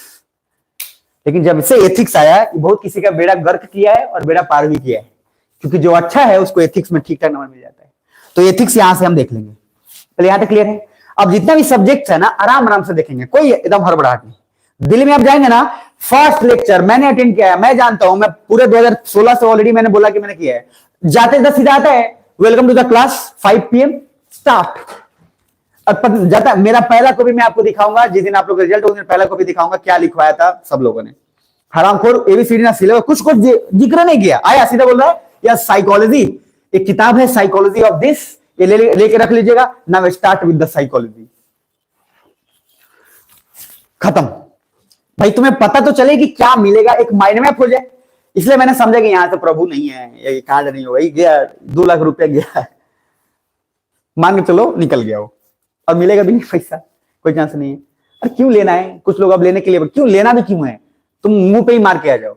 आपको नहीं पता है, बट 50 से 60% बच्चे वहां पे 2,75,000 रुपया देते हैं, और उसके बाद रुपया मांगते भी नहीं है, जिसके लिए इंपॉर्टेंट हो भी नहीं, क्योंकि उसको पता रह जाता है कि अब हम कर लेंगे। तो उस 2,75,000 में कम से कम अगर एहसास इस बात का होगा कि हम कर लेंगे, तो और क्या चाहिए, उतना 2,75,000 कितना कुर्बान। अगर आपको एहसास हो जाए कि अब हो जाएगा, तो क्या दिक्कत है। वो एहसास तो आपको बिना दिए नहीं हुआ था, अरे है ना, जब दिए तब एहसास हो गया कि अब हो जाएगा, और छोड़ के चला जाता है हंसते हंसते। अरे मेरा सीनियर बोला था, और वो निकाल लिया, देखिए निकाल लिया, और आज जो है वो उसको लग गया था कि अब हम हो जाएगा, अब मेरा हो जाएगा, तो छोड़ के चला गया। वो जबरदस्त रगड़ के किया, निकाल लिया। तो थोड़ा ध्यान रखिएगा। तो ये पूरा सब्जेक्ट आपको समझ में आ गया। अब इसके अंदर 2-3 सब्जेक्ट है जो छोटे मोटे हैं, छिटपुट सब्जेक्ट है, जो मेंस के लिए स्पेशली काम आएगा। फिर से बोल रहा हूं, अगर इतना सब्जेक्ट कर डाला तो लाइफ जिंगा लाला। इतना अगर हो गया, इसके बाद जितने सब्जेक्ट्स हैं वो आपके ग्रीप में, उसका ग्रीप जो है आप आराम से नट ढीला टाइट कर लोगे खुद से। जैसे अब छोटे छोटे सब्जेक्ट्स में क्या है, अगर आप आईआर के साथ कनेक्ट करो, या इसको मैं अलग ही लिखता हूं, तो कुछ छोटे छोटे सब्जेक्ट्स है। एक है इंटरनल सिक्योरिटी, आंतरिक सुरक्षा। यह टॉपिक आजकल ज्यादा जरूरी इसलिए हो गया है क्योंकि आंतरिक सुरक्षा का आपको पता है, हमारा बॉर्डर हमेशा से सुरक्षित रहा ही नहीं है। वो तो भगवान की दया है कि इंडिया का नियत साफ है, नहीं तो सर आपको लगता है कि हमारा बॉर्डर सुरक्षित है, हम राफेल खरीद ले चाहे कुछ, नहीं सुरक्षित है भाई। We the people of India सुरक्षित इसलिए हैं बिकॉज हमारा एक ही नेचर है कि हम दूसरे को मदद करके जो चीजें हैं करते हैं, इसलिए इंसानियत के नाते। नहीं तो सर हमारा बॉर्डर तो इतना, चाइना जब चाहे तब लूटपाट के निकल जाएगा। ठीक है जी, एक सब्जेक्ट कौन हो गया, इंटरनल सिक्योरिटी। इसके अलावा, अब इसके अलावा जो भी सब्जेक्ट्स है, जैसे 9 नंबर में ऊपर लिख रहा हूं, अब अगर मान लो एक इसमें सब्जेक्ट आ जाता है एग्रीकल्चर, छोटा टॉपिक है जो स्पेशली मेंस के लिए है लेकिन आता है एग्रीकल्चर, ठीक है। अब उसके बाद अगर हम बात करते हैं तो सर 10th नंबर उससे पहले है, उसमें एक इकोनॉमिक्स वाला पार्ट, हालांकि इकोनॉमिक्स उससे ज्यादा इंपॉर्टेंट, आप उसको पहले भी लिख सकते हैं लेकिन कोई दिक्कत नहीं है, इकोनॉमिक्स एक अलग अपना जोन में रहता है, तो अलग जोन है इसका, इसकी वैल्यू भी अपनी अलग है। इकोनॉमिक्स से डरिएगा मत, बहुत कॉमर्स वाले डर जाते हैं, आर्ट्स वाले का अलग भौकाल रहता है और कॉमर्स वाले का भौकाल एक इकोनॉमिक्स में टाइट हो जाता है। अकाउंट कहता है तोड़ देंगे, अकाउंट में उसका ठीक ठाक पकड़ हो जाता है कॉमर्स वाले, क्योंकि पढ़ रहा है वो, तो अकाउंट्स में उसका नंबर उठ जाता है। बिजनेस स्टडी में तो और कहता है, उसके बाद इंटर्नशिप हिला देंगे, ये बोले देखिए फंसता है इकोनॉमिक्स में, तो मनाते रहता है कि इकोनॉमिक्स देखिए, क्योंकि इकोनॉमिक्स में शायद देखो जो हम लोग आईएएस में पढ़ना है और जो आपके इकोनॉमिक्स बीकॉम में पढ़ने हैं अलग जगह पे, वो बहुत डिफरेंस है। वहां का इकोनॉमिक्स मतलब लगभग मैथमेटिक्स, और यूपीएससी में इकोनॉमिक्स का मतलब सिंपल, बस ये पता हो कि जीडीपी कितना बढ़ा कितना घटा, फिस्कल डेफिसिट कितना है, बजट इस बार जो दिया गया उस बजट में कितने करोड़ कहां खर्च, सिंपल इकोनॉमिक्स। क्योंकि मैंने बोला आपको यूपीएससी ने अपने नोटिफिकेशन में लिखा हुआ है कि हर गांव का बच्चा यूपीएससी का पेपर देता है, तो इकोनॉमिक्स का पेपर कभी भी उतना टफ जाएगा नहीं कि उस गांव के बच्चों को नुकसान हो। कुछ बुझा रहा है? एकदम बराबर। यूपीएससी मात्र ऐसा एग्जाम है जो सबका ख्याल रखता है, ये हराम को छोटा मोटा एग्जाम नहीं है कि किसी को बढ़ा देगा किसी को घटा देगा, जो पढ़ा है उसको फायदा हो गया, जो नहीं पढ़ा उसको नुकसान हो गया, बिल्कुल नहीं। अगर दम है मेहनत करने का, मैं बार बार जैसे अभी बार बार एग्जांपल चलता है, ये दिव्या क्या तवर ना, जो भी दिव्या, तो क्या है, फर्स्ट अटेम्प्ट में गांव से निकाला उसने, घर पे रह के फर्स्ट अटेम्प्ट निकाला, कोई कोचिंग नहीं किया था फर्स्ट अटेम्प्ट में भाई, मतलब यूट्यूब से देखा ही था, बिना कोचिंग होता नहीं है, लेकिन यूट्यूब से देखकर लाइव नहीं किया और वहां से क्लास कर करके देख के पहला अटेम्प्ट, जो 498 रैंक आया, 498 499 मतलब 500 इसके करीब 1000 के करीब ऐसा रैंक था। दूसरा अटेम्प्ट कोचिंग करके किया और दूसरा अटेम्प्ट में लगभग 99 या उसके करीब रैंक आ गया, हाँ 104 जो भी रैंक है, मतलब उससे तो काफी बेहतर हो गया, तो प्रॉपर आईएएस मिल गया। तो लॉजिक कहने का क्या है, लॉजिक ये है कि बॉस इकोनॉमिक्स अगर इतना टफ रहता तो क्या गांव से निकाल पाते क्या, नहीं, इसलिए इकोनॉमिक्स हर किसी को बराबर का दर्जा देता है। क्लियर है यहां तक? तो इकोनॉमिक्स का पार्ट खत्म। अब रहा एग्रीकल्चर, इंटरनल सिक्योरिटी, अब इसके अलावा और छोटे छोटे जितने भी सब्जेक्ट्स हैं वो हमारे हैंडल में है, लेकिन मुख्यतः रूप से अगर हमारा इतना हो गया तो हो जाएगा। क्या कर पाओगे? तो बस आराम आराम से चीजों को खींचना है। और फिर मैं बोल दे रहा हूं दिल से, ईमानदारी से, मेरी मेहनत ज्यादा है, आपकी मेहनत कम है, मैं जितना बोलूं उतना कर लेना, बात सुनना मत, गीत वाला कहानी दिमाग में रखना, ऊपर उड़ते जाना है, काम आसान हो जाएगा। आज से आने वाले, वही मैंने बोला कि कुछ सालों के बाद सारा चीज ठीक हो जाएगा। अब देखो इसमें आता है मेंस आंसर राइटिंग, इसमें आता है मॉक टेस्ट, इस सारा कुछ जब आप पढ़ते हैं, मैं कितनी बार बोलता हूं, तो मैंने अगर पॉलिटी पढ़ा दिया तो क्वेश्चन बैंक पीछे का क्यों नहीं बनाते हैं? आपको तो खुद इंटरेस्ट वो आना चाहिए, वो टीचर काहे बोलेगा भाई ये कि जाकर बनाओ, वो खुद आना चाहिए कि पढ़े हैं देखते हैं ना यार कितना बन रहा है कितना नहीं, वो अंदर से आना चाहिए भाई, अगर वाकई करना चाहते हो तो। मैं क्यों बाद में धीरे धीरे देखा कि मैं जब इंटरेस्ट जो बच्चे कम ले रहे हैं क्यों इग्नोर करना शुरू कर दिया, क्योंकि मुझे पता था कि जब इसके अंदर से मैं इतना चिल्ला चिल्ला के मर जा रहा हूं सब कुछ बोल के और ये कर नहीं रहा है, तो मैं धीरे धीरे बोला कि चल इससे अच्छा है कि मैं इसको इतना पढ़ा दूं कि कम से कम मेरा नोट्स पढ़ लेगा ना, तो इसका प्री और मेंस जो है हो जाएगा। इसे मैंने बोलना ही इसके बाद धीरे धीरे डाउन किया। तो सर सिंपल सा है, मेरे को तो अगर कोई इतना पढ़ा दे एकदम हिला के एकदम चीर फाड़ दो, वो अच्छा होकर नहीं पढ़ाया हरामखोर, क्योंकि वो पढ़ाया रहता तो शायद दो चीजें होती, एक तो मैं उसी का रट्टू तोता काम करता, नहीं पढ़ाया तो मुझे गलती का एहसास हुआ, मैंने खुद पढ़ा, खुद तरीके आजमाया, खुद लिखा, दूसरों से सीख कर समझ में आया तो आपको बता पा रहा हूं, नहीं तो मैं नहीं बता पाता भाई, मेरे पास उतना कैपेसिटी नहीं हो पाता कि मैं आपको बता पाता। तो उन्होंने नहीं बताया इसलिए मेरे अंदर भूख जग गया। तो लॉजिक क्या देखो, अब जो जो मैं पढ़ाऊंगा, जो जो खत्म होगा, क्वेश्चन बैंक मैंने बोला था पहले, आप कोई भी ले लो, अरिहंत का ले लो चाहे दिशा का ले, देखो क्वेश्चन बैंक के लिए भाई अलग अलग लोग बोलते हैं, उस सबको चक्कर मत फंसना। क्वेश्चन बैंक क्या है, जो यूपीएससी का आया पिछले साल का वही तो है, तो चक्कर क्या है, कौन पब्लिकेशन का है, क्या है, कुछ नहीं, क्वेश्चन बैंक बस ले लो। और जैसे देखो मैपिंग खत्म करूंगा, मैपिंग का जाकर क्वेश्चन बैंक देखो, बनाओ, आगे बढ़ो। पॉलिटी खत्म किया, पॉलिटी के बनाओ, आगे बढ़ो। मॉक टेस्ट, फॉक टेस्ट, ये सब मार्केटिंग है भाई, अरे खूब पैसा कमा लेंगे हम, यहाँ पे तो पैसा कमाने का, मैं सच बता रहा, बोले हम 1000 नहीं लाख स्कोप है यहाँ इस जगह का बात कर रहा हूं मैं। झाड़ दिया जाएगा पैसा, हाइट टेस्ट, हाउट टेस्ट, फलना टेस्ट, चिलना टेस्ट, 200 रुपए में, 400 रुपए में, 5-6 रुपए में। मैं फिर बता दे रहा हूं, उससे कुछ भी नहीं होने वाला है, कभी कुछ नहीं होगा।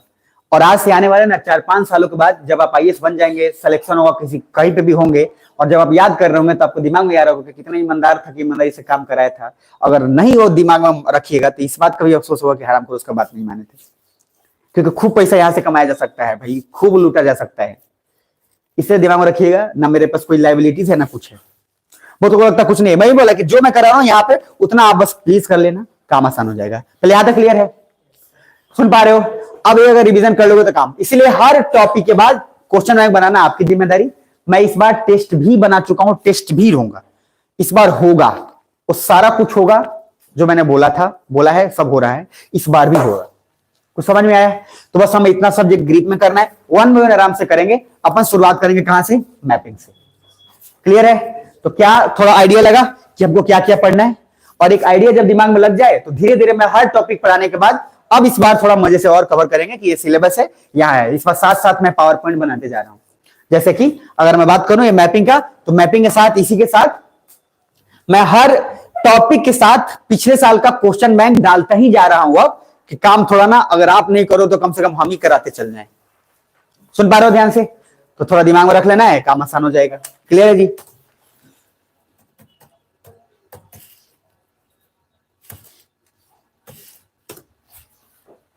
तो थोड़ा ध्यान में रख लेना है, इससे काम आसान हो जाएगा। क्लियर है जी?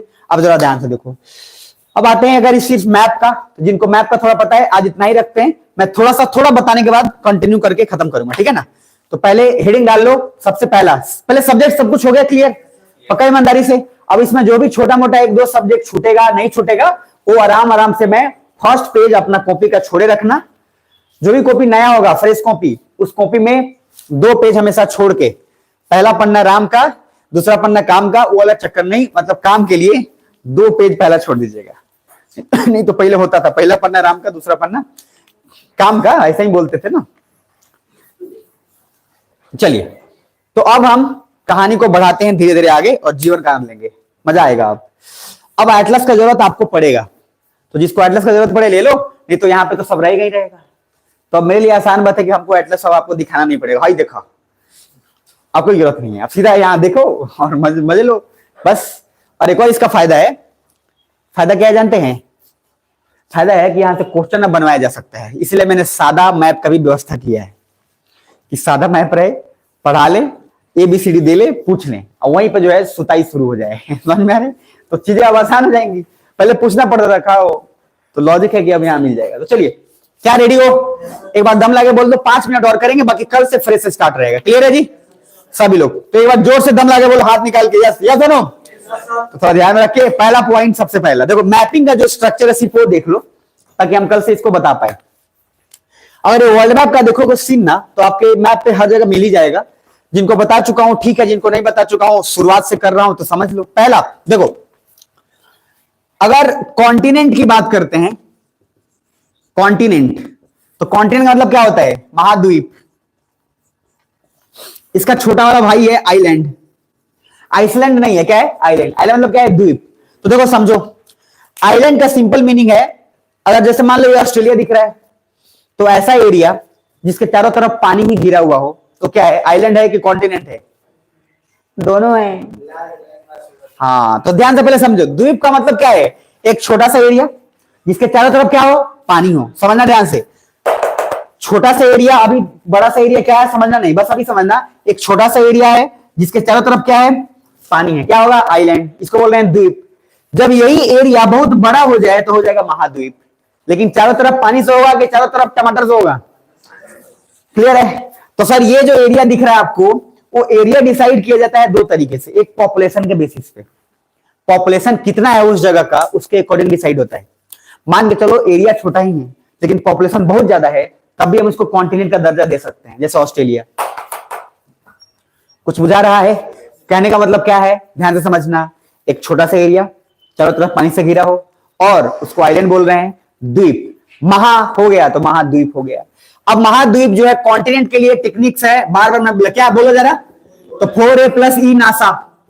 ये कभी कंफ्यूजन नहीं होगा, ये पहले भी बताऊं, कभी नहीं कंफ्यूजन होगा। ये तो पहले याद रहता था 7 गो की 6 गो, ये 2 में होता था। पहले भी चिल्लाते हुए बोले होता था, मुझे भी होता था, हर किसी को होता है कि 6 गो था कि 7 गो था।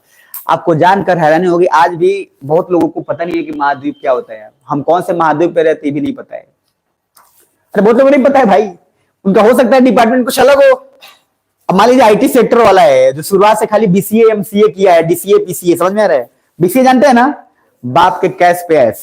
ये तो आप सुनते ही सब जानते ही आप। तो ये जो है इस तरीके का भैया बहुत सारे लोग ईमानदारी से भी करते हैं, ठीक है। तो उन लोग का जो टेक्निकल आइडिया है, जब तुम उनको समझाओगे ना, जैसे मेरा मतलब फ्रेंड ही था, उसको मैंने जब बताना शुरू किया ये राजनीति के बारे में, आयर के बारे में, उसका दिमाग सुनते चला गया। उसके बाद सुनते चला गया, सुनते, उसके बाद थोड़ा देर बाद बोल रहा है कि भाई हम लोग को कैसे पता चलेगा, हम लोग को पता करना क्या है। देश में राजनीति के बारे में कुछ चीजें चल रही हैं, उससे मतलब ही नहीं है उसको। क्या मतलब है, 9 to 5 जॉब करने आ गया। अरे भाई, इसलिए बोला था चाणक्य कि जब देश का युवा अगर बिल्कुल निरस्त हो जाए, राजनीति से कट जाए और उसके बारे में पता ही नहीं हो, तो देश का सत्यानाश होना तय है। इसलिए कि युवा को एटलीस्ट इतना जानकारी जरूर होना चाहिए कि देश में सरकार क्या पॉलिसी ला रही है, क्या कर रही है, क्या नहीं कर रही है। और युवा ऐसे बोलता है हमको नहीं मतलब है, हम कमा रहे हैं, खा रहे हैं।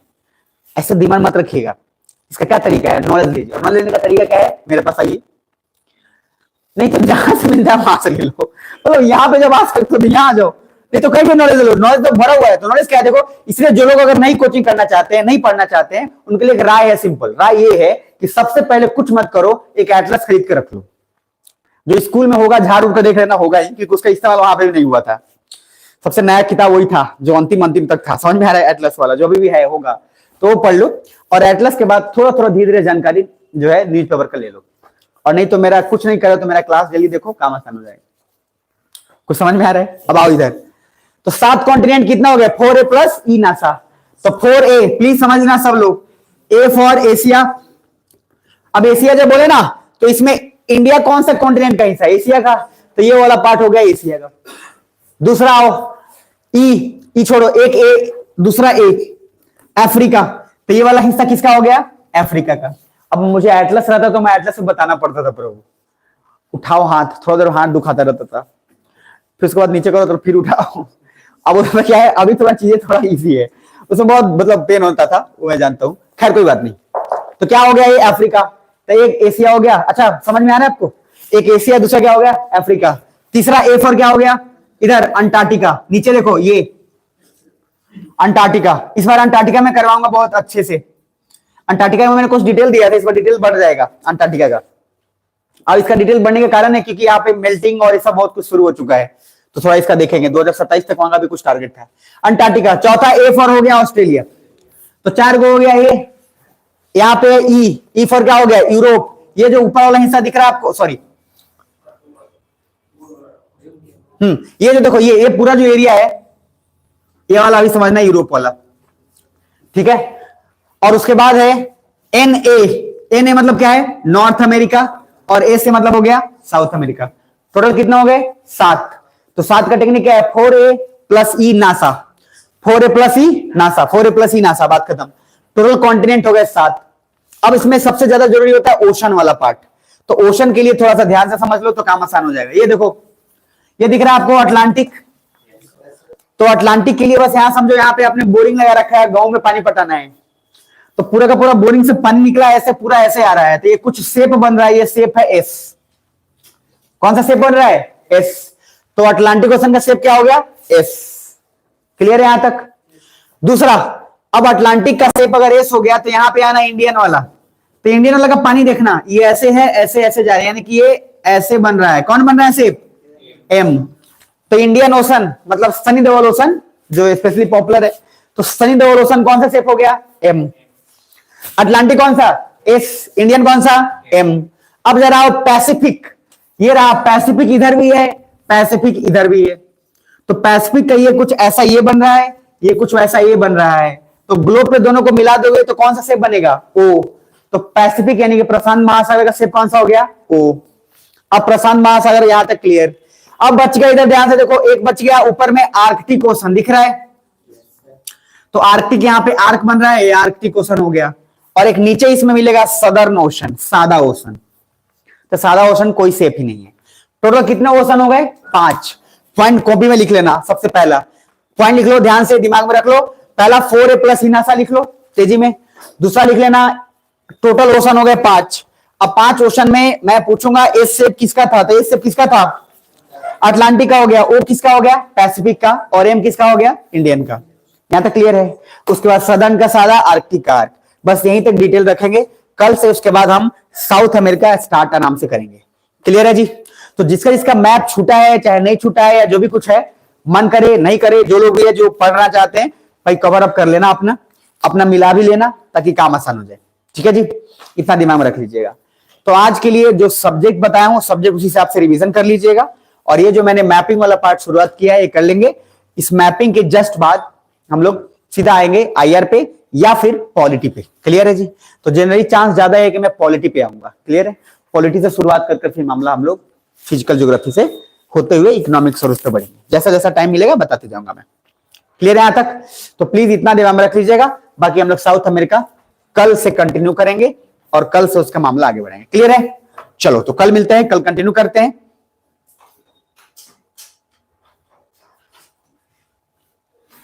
और मैप का कॉपी एक बार ना मुझे सब लोग दिखा देना एक बार। ठीक है? सब लोग कल लेते हैं ना? ठीक है? और मैप के कॉपी में अब अपना नोट्स एक पूरा कम पेज में पूरा हटा के बना लेना। उसी कॉपी में मैप का जो लोग जो 1-2-3 बार पढ़ चुके उनके लिए, जो अभी फर्स्ट टाइम पढ़ रहे हो लोग अभी ये काम मत करिएगा। जो लोग 2-3 बार पढ़ चुके हैं, रिवीजन कर चुके हैं, जिनको दिमाग में है, तो मैप का पूरा चीज एकदम क्रिस्प लिख लेना। जैसे इधर एक पेज में साउथ अमेरिका खत्म, कुछ बुझा रहा है? शॉर्ट नोट सब क्रिएट करना है। दूसरा एक पेज में नॉर्थ अमेरिका खत्म, यानी कि 7 कॉन्टिनेंट 7 पेज में खत्म। कुछ बुझा रहा है? सेम वैसे ही करना है काम। अब नोट्स बनाने वाला काम शुरुआत कर दो, स्पेशली प्रीलिम्स के लिए। वो नोट्स जितना बनाते जाओगे वो मेंस ऑटोमेटिक कंप्लीट हो जाएगा, प्री ऐसे निकल जाएगा। उसी तरह से आईआर का शॉर्ट नोट्स बोला था ना, आईआर का बनाने के लिए भी बोला था मैंने कि कम से कम इतना लिख के रख लो। कुछ लोगों ने बड़ा अच्छा नोट्स बनाया है, दिखाया, मतलब मजा आ गया, क्या जबरदस्त लिखा है उसमें। वही चीज आपको निकाल के रिजल्ट देगा। तो सर कुछ नहीं, हम बोलेंगे नोट्स बना ले काम हो जाएगा, नहीं तो बाकी वैसे ही लटक जाएंगे। इसे दिमाग में रखिएगा। तो सर नोट्स प्लीज पॉलिटी का जो पढ़ चुके हैं, मैं पॉलिटी जैसे कराने वाला हूं, रिवीजन किए पूरा एक एक चैप्टर का। जैसे टेरिटरी चैप्टर है 1 पेज में खत्म, सिटीजनशिप पढ़े 1 में खत्म, फंडामेंटल राइट्स 1 से 2 पेज में खत्म। अगर 20 चैप्टर है तो 20 पेज में पूरा पॉलिटी रिवाइज। ये कब होगा? जब आप 2-3 बार रिवीजन करके पढ़ लिए हैं। और हम जितना कोई पढ़ा है ना, सब कम से कम 2 बार 3 बार तो जरूर पढ़ा हुआ है, दिमाग में रख लेना। उसके बावजूद अगर ये काम नहीं हो तो बनता है ना कुछ, फ्री लेदर बाटा जो भी कह लो। तो लॉजिक क्या है ध्यान से समझ लेना कि आपसे निवेदन है, बोलते नहीं है ना, तो मैंने जो स्टार्ट किया है प्लीज इसी टाइम पे रहिएगा, मेंटली प्रिपेयर होकर आइएगा, इस टाइम तक कवर करेंगे। क्लियर है जी? तो सर आपसे रिक्वेस्ट है, करंट अफेयर जो लोग करिए ठीक है, जिन लोगों को जो नए बच्चे हैं करंट अफेयर अगर मजा नहीं आ रहा होगा करने में, तो सिर्फ इस क्लास को कंटिन्यू कर सकते हैं। क्लियर है? और बाकी लोग कोशिश करिएगा दोनों कंटिन्यू। ठीक है जी? तो चलिए कल मिलते हैं, कल कंटिन्यू करते हैं। क्लियर है? और सिलेबस एक बार जाके देख लेना जरा। और हाँ, लास्ट बार रिमाइंड करा दे रहा हूं, डायरी ले लीजिएगा 2024 का, लेके रख लीजिएगा, चाहे जो भी आपको मिले जैसा लगे, मैं बोल दे रहा हूं, लिख के लेके रख लीजिएगा। 26 मई को अपना डेट, उस हिसाब से कुछ काम जो भी होगा लिख के रख लीजिएगा। चलिए तो कल मिलते हैं, कल कंटिन्यू करते हैं।